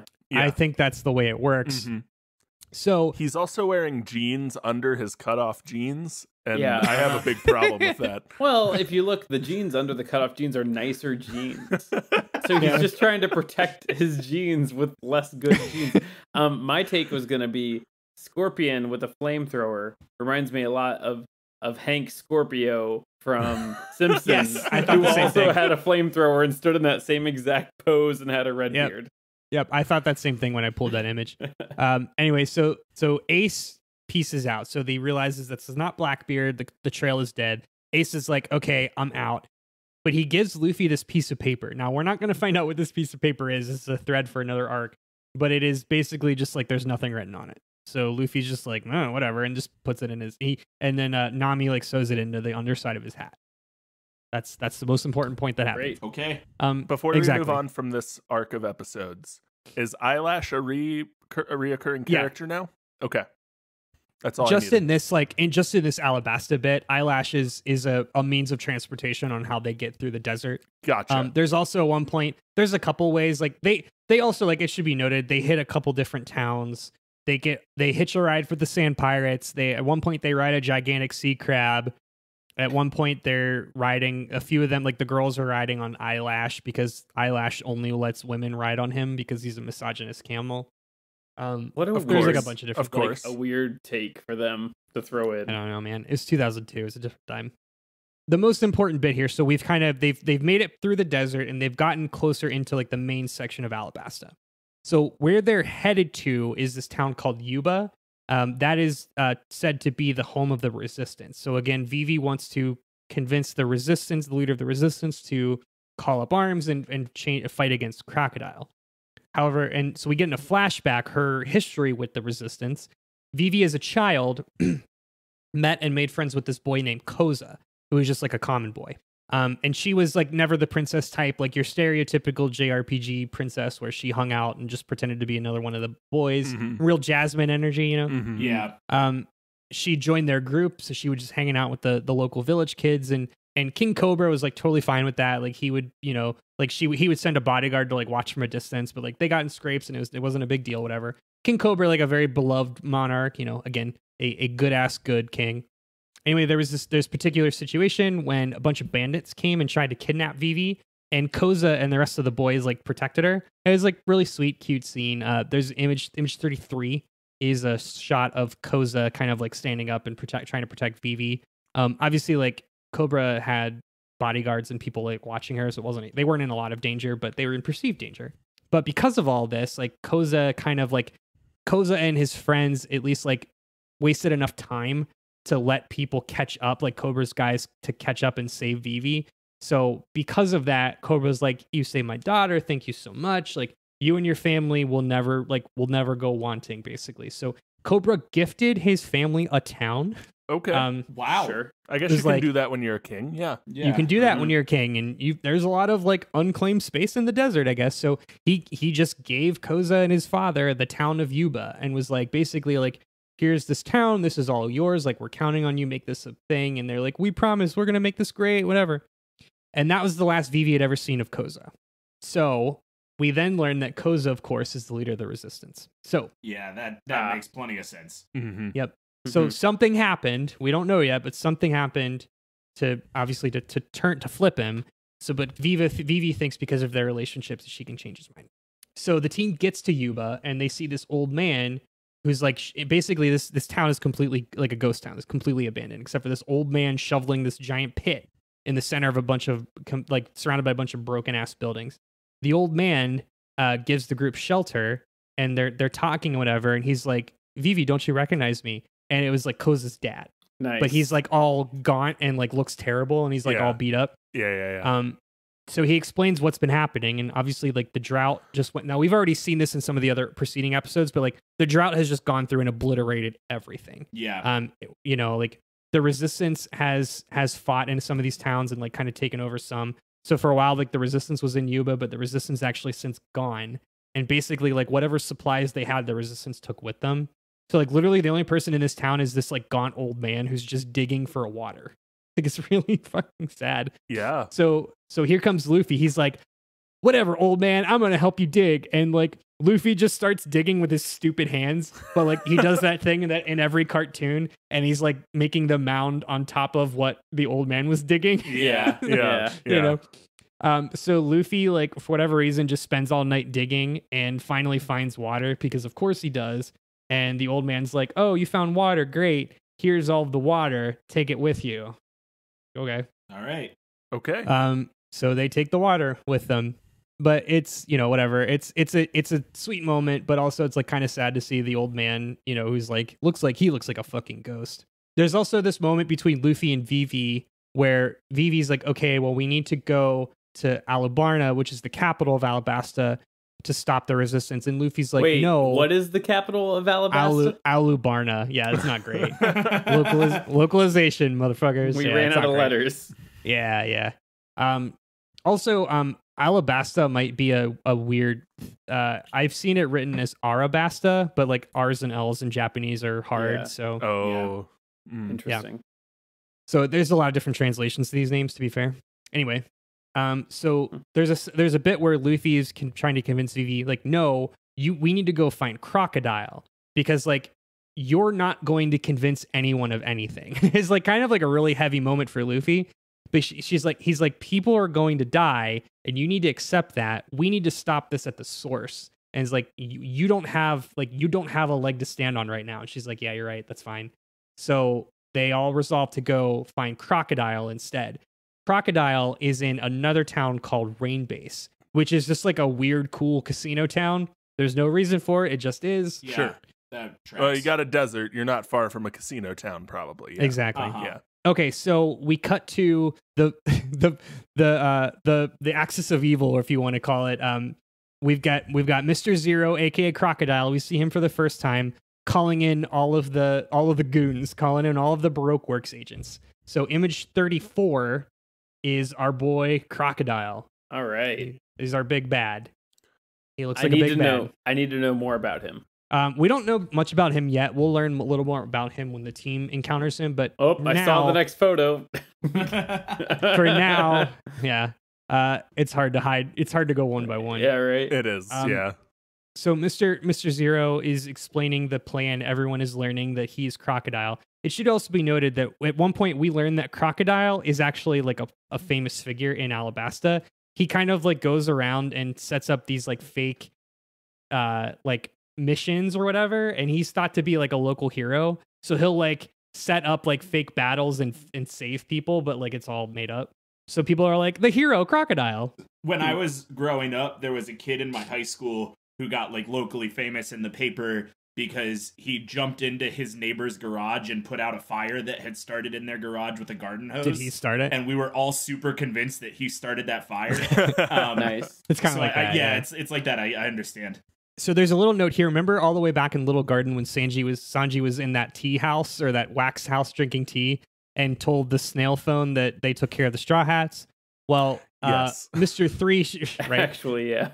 3 hours ago, Mr. 3 shows up, and the real Mr. 3, and they're talking about like, oh yeah, the Straw Hats got away, and Crocodile's like, the fuck are you talking about? Yeah, and he's like, wait, the Straw Hats got away? I mean, I'm sorry, but so it was like a very like Darth Vader like grabbing the guy on the bridge, you know? Yeah. Yeah. So Crocodile throws Mr. 3 into a pit of banana wanis, which are just like gigantic crocodiles. The Sarlacc pit. Banana-shaped crocodiles, according to... Is what I have in my notes. To your notes, yes. Yeah. All right, so the Straw Hats arrive in Rainbase, and they're met by, of course, Smoker and Tashigi again. So they start fighting. This draws the attention of the Baroque Works agents because this is like Baroque Works Christmas. Like all Baroque Works is now in Rainbase. So this calls their attention, and then everybody but Sanji and Chopper are captured and sent to Crocodile's lair. Important thing to note, there were only certain Straw Hats that were on their radar. Sanji was never on the Baroque Works radar because he wasn't involved in Little Garden. Oh yeah, because he was just absent. He was just hanging out. Yeah. And then Chopper hadn't joined yet, so they don't know who Chopper is. So that's important to note. So Sanji and Chopper basically avoided all of this, but the rest of them were taken to Crocodile's lair. So there's a very much like a nefarious, like, ha ha ha, my evil plan has been foreseen. And they get thrown into that same pit of banana crocodiles as Mr. 3. Luffy and Smoker come to this like reckoning, I guess, and realize that like, okay, Crocodile's the common enemy. Like for a while, Smoker thought because Luffy knew of Crocodile that he was an associate, but was like, oh no, you're after the same thing. Okay, fine. Yeah. So it's like the enemy of my enemy is my friend. Whatever. I'm sorry. Did we cover it? Did I miss it? Why is Smoker an enemy of Crocodile? Smoker's not a bad guy. He's a Marine. He's trying to capture criminals or whatever. Smoker happens to be on the moral side of the Marines. He's not a bad dude. Okay. But Smoker was there chasing the Straw Hats, but learned of all the Crocodile shit kind of in the back because the Marines think that Crocodile as a warlord is aligned with them. But Luffy was like, no, Crocodile's done all this shit. And he's like, well, he did throw me in this crocodile pit, so he's probably not a great dude. Got it. So yeah. So like Fair. He's like, okay, got it. We're on the same side, whatever. Now it's note Tashigi was not there. So Tashigi still thinks that the Straw Hats are the main enemy. That comes into play in a bit. So Sanji and Chopper are able to break out. They do a cool like casino heist. Nice. And Sanji infiltrates the casino and he does this really cool, like he just kind of shows up. And he's like standing behind Vivi. He's like, "You ready to get out of here, beautiful?" And she's like, "The fuck?" Yeah, it's pretty fun. Because what's a show without a heist episode? Yeah, exactly. So they break into the casino. They free their friends. There's a point where Sanji kicks a giant one of the crocodiles, and the crocodile spits out a big ball of wax, which was Mr. 3 hiding inside because he got swallowed and turned into a big ball of wax. Oh man! Wow. I was gonna ask why, but that's why. Here we are. Okay, so they escape. We see during all of this Crocodile's big plan come to fruition. So, cut to Alabarna, again, the capital of Alabasta. Remember Bon Clay? Well, that's Mr. 2. Okay. Oh, yeah. okay. So he was one of the Baroque Works guys. So remember how he like had the face of King Cobra? He did the John Cena thing. Yes. Yeah. So he's masquerading as King Cobra, saying some pretty heinous shit. We learn at one point the dance powder. The way that dance powder works is that it creates rain, but it actually takes from other sources. So it doesn't just create rain; it pulls in rain. Gotcha. Mm-hmm. So Mr. 2, is posing as King Cobra, telling the townspeople, "I have all of the dance powder," and he like brings out a bunch of dance powder, and he's like, "I have been making it rain in Alabarna so that it doesn't rain anywhere else." And the resistance is there, and it was like, "Fuck you."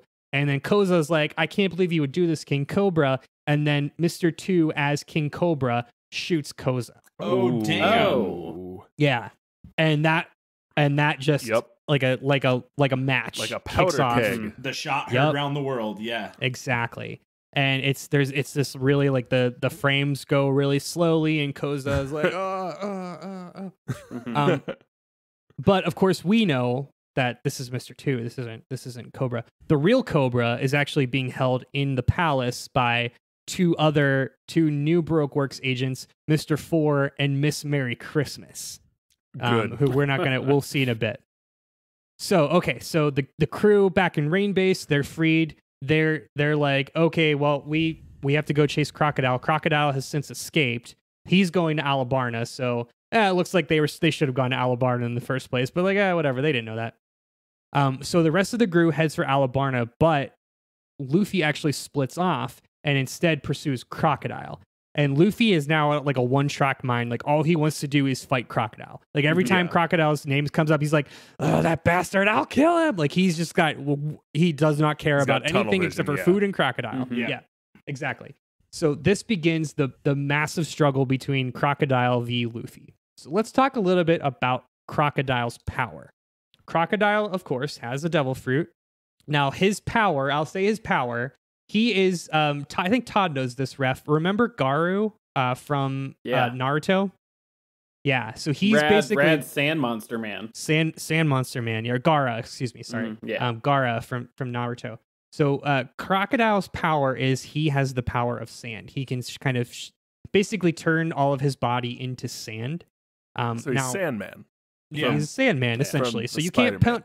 Yeah, he's from the Spider-Man. The Spider-Man. I was going to say franchise, but that wasn't the word I wanted to use. But you can't punch the Sandman, so every time Luffy tries to throw a punch, he just kind of morphs his sand and just hits air, right? So Crocodile is effectively invincible. And and Luffy gets his shit wrecked in Image 36. He fucking stabs Luffy because Crocodile also has this huge golden hook on his left arm. Sure.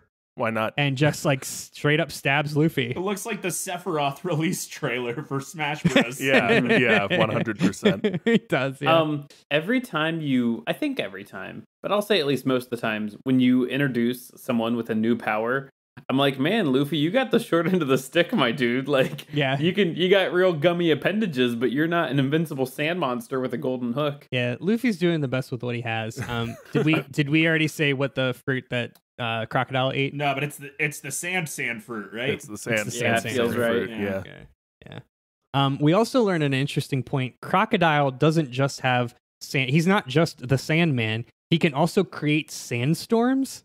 Oh. And he's actually been doing this to force the drought on the entire Alabasta kingdom. Oh. Mm-hmm. Well, that's fun. So every town that they've gone through, just by sheer coincidence, says like, yeah, we recently had a sandstorm that came through and wrecked our shit. Well, that wasn't coincidence. That was fucking Crocodile annihilating every town in Alabasta. Dang. Yeah. So he has been manufacturing the drought. Luffy is saved at the last second. So Crocodile does this thing where he's like, I'll give you 3 minutes to fight me, bah, ha, ha, and then stabs Luffy and then jets. Miss All Sunday shows up. She was kind of in the background. Remember her? The cowboy. Yes. Cowboy. The cowgirl. Got it. She actually saves him, and we don't really see anything. So she kind of just takes Luffy with him. She gives him something to eat, and she's like, come with me. Her intentions are still unknown. Her intentions unknown. So, okay, so the rest of the group, remember I said they're heading to Alabasta. They're riding a giant crab because of course they are. Sure. Their path gets blocked by a large river, but just in time they are rescued by the Kung Fu seal turtles from before. The dugongs. The dugongs, Yes. yep. So we've got Vivi, Karu, Sanji, Chopper, Usopp, Nami, and Zoro all make it to Alabasta, and this is the thrilling conclusion of Alabasta in a very Namek Frieza saga ending. Every character has their own 2-episode battle. Yeah. Uh-huh. So while this is 10 episodes, this takes a lot of time, and frankly, it's a little too much. I'm gonna go through the highlights because not a lot happens here, to be honest. So we'll start with Vivi. Vivi gets stopped by Mr. 2 trying to trick her. This is where the white armband thing comes back. Mr. 2 is trying to trick her as being Usopp, but he's like really aggressive and not Usopp at all. So she like doesn't for a second think this is Usopp. Also, like Usopp's like behind her. Nice. So she's just like, get out of the way, weirdo. And then she just kind of like, ducks him, and she's heading for the palace. She's going straight to the palace to try to save her dad. We've got Usopp and Chopper are facing off against Mr. 4 and Miss Merry Christmas. So that's images 37 and 38. This is a real Chunkster Express here. Good. The funny thing with these characters is Mr. 4 is incredibly slow-witted, so like he talks like this. Oh. And then Miss Merry Christmas talks really fast and she's like, no, come on. So like they're kind of a funny match. A good odd couple pairing. Mm-hmm. Yep. Mr. 4 doesn't have a devil fruit power. He's just super stupid strong and can wields this massive 4-ton baseball bat. Yeah, I was going to ask what that is, and that makes sense. He also has a dog who did even eat a devil fruit, and the dog can turn into a gun. Is it the gun fruit? Is it the gun fruit? It's the gun fruit. Oh boy. I would like to Google search One Piece dog gun. Yeah, why isn't there a picture of the gun dog in here? I mentioned the baseball hitter earlier. This is Lasso. Moletown cleanup hitter. Okay. This is okay. that one. Okay. It's not from a weird baseball No. stalling arc, like filler arc. Not a baseball filler. So what happens is the dog gun shoots a baseball that's also explosive, and Mr. 4 hits it with his baseball bat and redirects it. That's their super attack. Sure.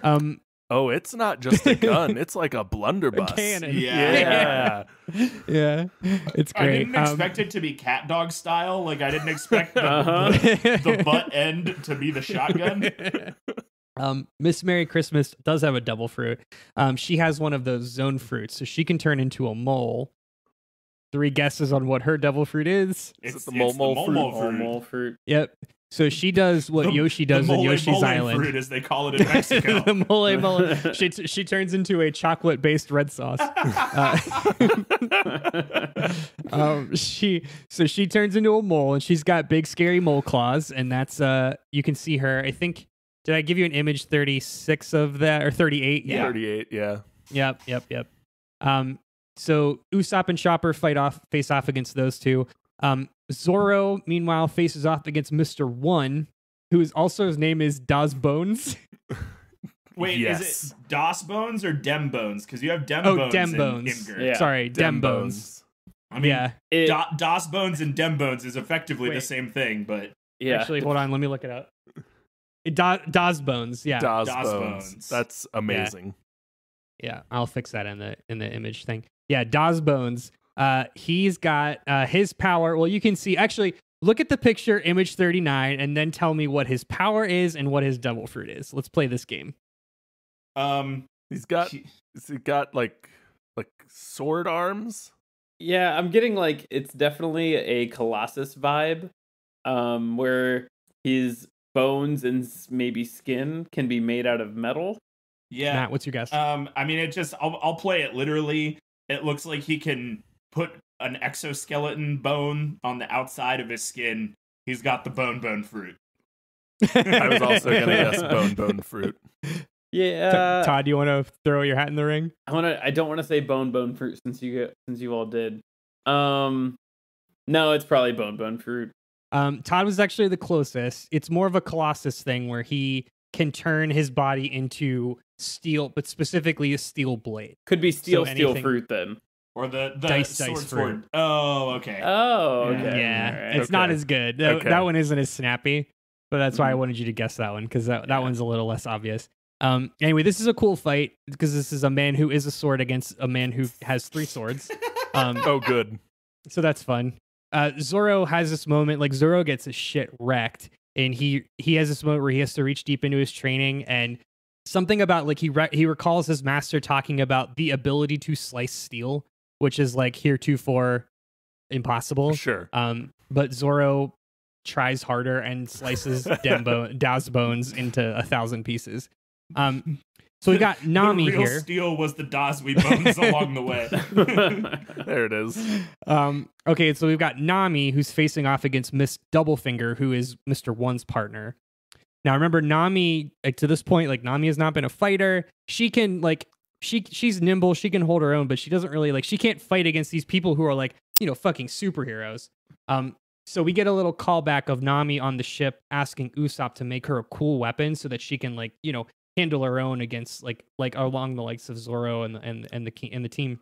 Usopp creates this fun rod called the Climattack, which like it's a long drawn out episode, but it's basically like it's this thing that does a bunch of party tricks, like creating balls of light, electricity, rain, and stuff. It's like has like weather properties. And Nami, like all in a silo, none of these things are very effective against essentially a superhero. But Nami has to figure out how to like create them all together and basically like create like this electrocution blast or whatever. Doesn't matter. It's a cool Nami moment, but that's beside the point. Miss Doublefinger, she's got another Kirby power. She's got Needle.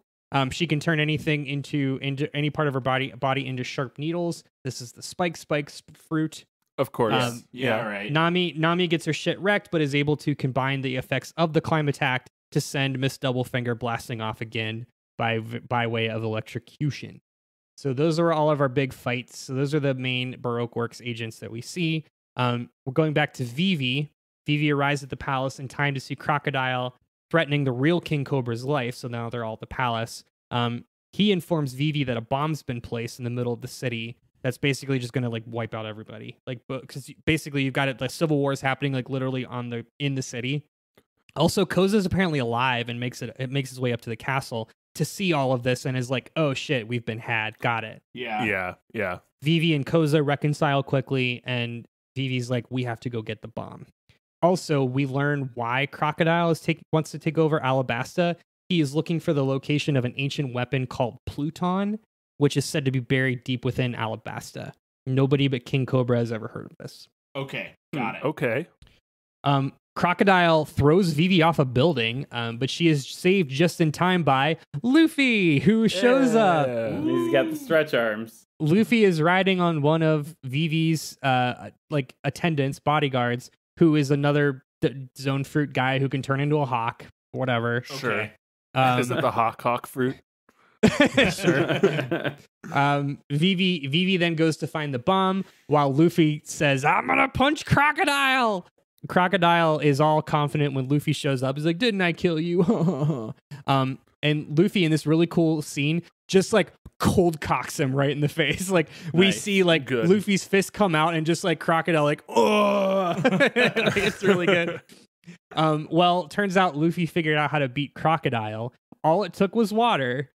Oh yeah, like Sure. actual Sandman's weakness. Yeah. Yeah, well. like it's just water. He needs but to because read more Spider-Man. yeah, exactly. But because of the reason why because Crocodile stopped the rain was that he could be near invincible. Got it. Okay. Yeah. Yep. Luffy is strapped with 2 like wooden barrels of water that he got from the old man in Yuba. It's pretty fun. Nice. So that's image 41 is Luffy all ready to go. He's all He's all strapped in. Okay, so the exciting finish of Alabasta. Crocodile. We've got Crocodile versus Luffy. Crocodile retaliates, and Luffy then decides that it's a good time to drink the entire barrel of water and becomes a big fat blob man. And he's like, I'm water Luffy now. It doesn't do great. So Crocodile is like, peace, nerd. And Crocodile and Miss All Sunday head out and lead Cobra down into this old tomb where the poneglyph is supposed to be. The poneglyph is the thing that's supposed to tell them where the weapon is. Miss All Sunday reads it because she's the only one who can translate it for whatever reason, and informs the rest of the group that it doesn't say anything about the weapon. Crocodile is like, oh, snap. Cool. You can die now. And that's it. And she's like, yikes. And then she escapes. Okay. Luffy catches up with Crocodile, and they have their Frieza Goku fight. At one point, Crocodile poisons Luffy with his hook hand. Luffy just keeps on fighting. He just keeps on fighting.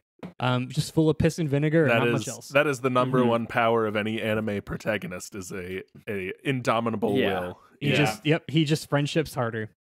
Up on the surface, we see Miss All Sunday stopped by the Marines led by Tashigi, who are trying to take control of the chaos. We get a flashback to get more information about Miss All Sunday. Her actual name is Nico Robin, and she actually got a bounty on her head as a child for 79 million berries. She is very dangerous, very powerful, and we see her wipe out the entire Marine crew with absolute ease. Now, image 42 is actually a GIF. It's the only GIF in this thing, but I wanted to put this in here to show, because it's hard to illustrate what Nico Robin's power actually is. While you guys watch this, her power is the flower fruit, which allows her to sprout parts of her body from any other living thing. No. But there's some real nightmare implications. And if you're listening, you're not watching this GIF. It's basically what happens is Nico Robin can like sprout her arms, like several copies of her own arms from like all kinds of directions, and basically like choke out, like kind of like detain, but also like choke anybody in her vicinity. So she's really powerful and like kind of terrifying a little bit. Damn. It's a weird implication for flower fruit. Yeah. I missed the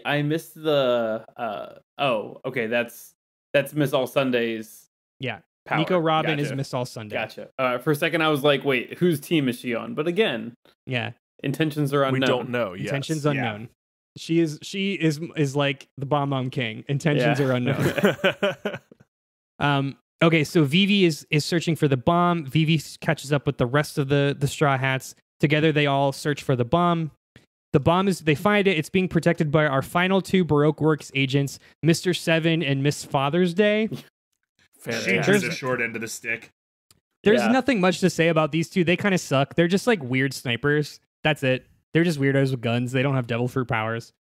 So Vivi kind of kicks them out of a water tower, and they can't dismantle the bomb. So remember that Eagle Man from before? Yeah. He shows up and he's like, "Don't worry, I've got it." And he grabs the bomb and carries it high into the sky, basically just Iron Manning himself from Avengers 1. Does a Batman in The Dark Knight Rises? Yeah, like anything. And then he sacrifices himself, yada yada yada. He's not dead. No. What? Back underground, Luffy versus Crocodile. Luffy at one point is like so beat up and bloody that he's out of water, but now he starts using his blood as a way to coagulate Crocodile's sand. That rules. Oh, good. So in image 44, this is kind of the last shot of him like gut punching Crocodile and sending him blasting off again into the sunset. Nice. Yeah. What's the thing on Crocodile's hand? That is hook. That is his hook arm. That's his hook arm or hook hand. Oh, okay. So it's just got like a big gold ball base. He at this point he crushed the hook. Like he punched the hook and crushed it to pieces. Got it. Okay, cool. Like Luffy did. Okay. Yeah.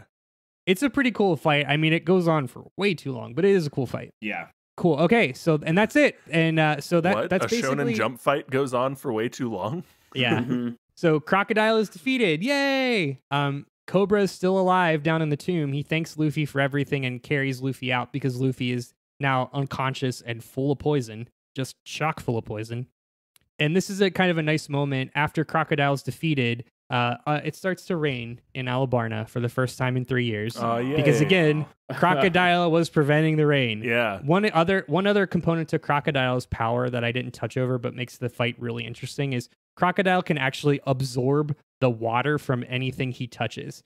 So like there's parts where he'll grab Luffy's arm and he'll start to shrink it like a prune. Oh wow. So he can actually suck up moisture like sand. So this is how like literally just him existing was sucking up all the moisture in the sky and like further creating this drought. So him being gone, now it's raining. Hooray! Once again, pointing out Luffy really got the short end of the stick compared to some of these like, I can do gods. this thing and this other thing and this fifth thing. Like, exactly. So the Civil War ends. Everyone's like, what's going on? And the remaining Baroque Works agents are being brought to justice. Mr. 2, a.k.a. Bon Clay, is able to slip out inconspicuously because he can, shapeshift. He later then contacts the Straw Hats, informing them that he's taken their ship, quote, for safekeeping. Good. Right. So in our final setting up 2 our episode conflict for the next arc. Yep. In our final 2 episode epilogue, the Straw Hats are resting up at the Alabasta Palace while the Marines are literally stalking them outside. They make a quick escape in the night to avoid the Marines. But before they do, they ask Vivi to come with them. Vivi takes the entire day to consider leaving. Ultimately, she decides to stay in Alabasta to help her father rebuild. And while waiting for Vivi, the Straw Hats meet up with Bon Clay and actually like team up with Bon Clay to fight off the Marines because at this whole time, Bon Clay's like, I just want to be friends with you. You guys are so cool.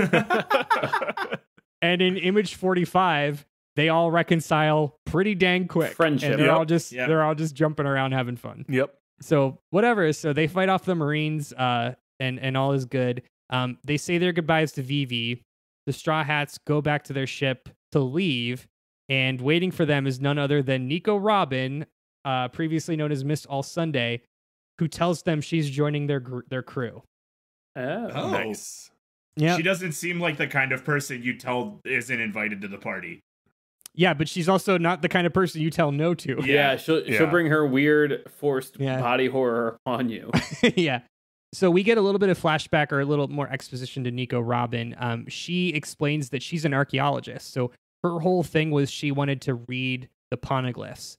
And she allied herself with Crocodile so that she could get to the poneglyph. Seems like a pretty awful way to like read a thing, but whatever. But whatever. Sure, fine. But she saved Luffy in the end, so I guess it's okay. Anyway, Nico Robin is our latest, our newest entrance. So we're up to 7 Straw Hats at this point. In my mind, there's like people are getting hit with slingshots. People are getting punched from like stretchy arms. Some man is getting murdered or like strangled by a pair of hands that have grown out of his own neck.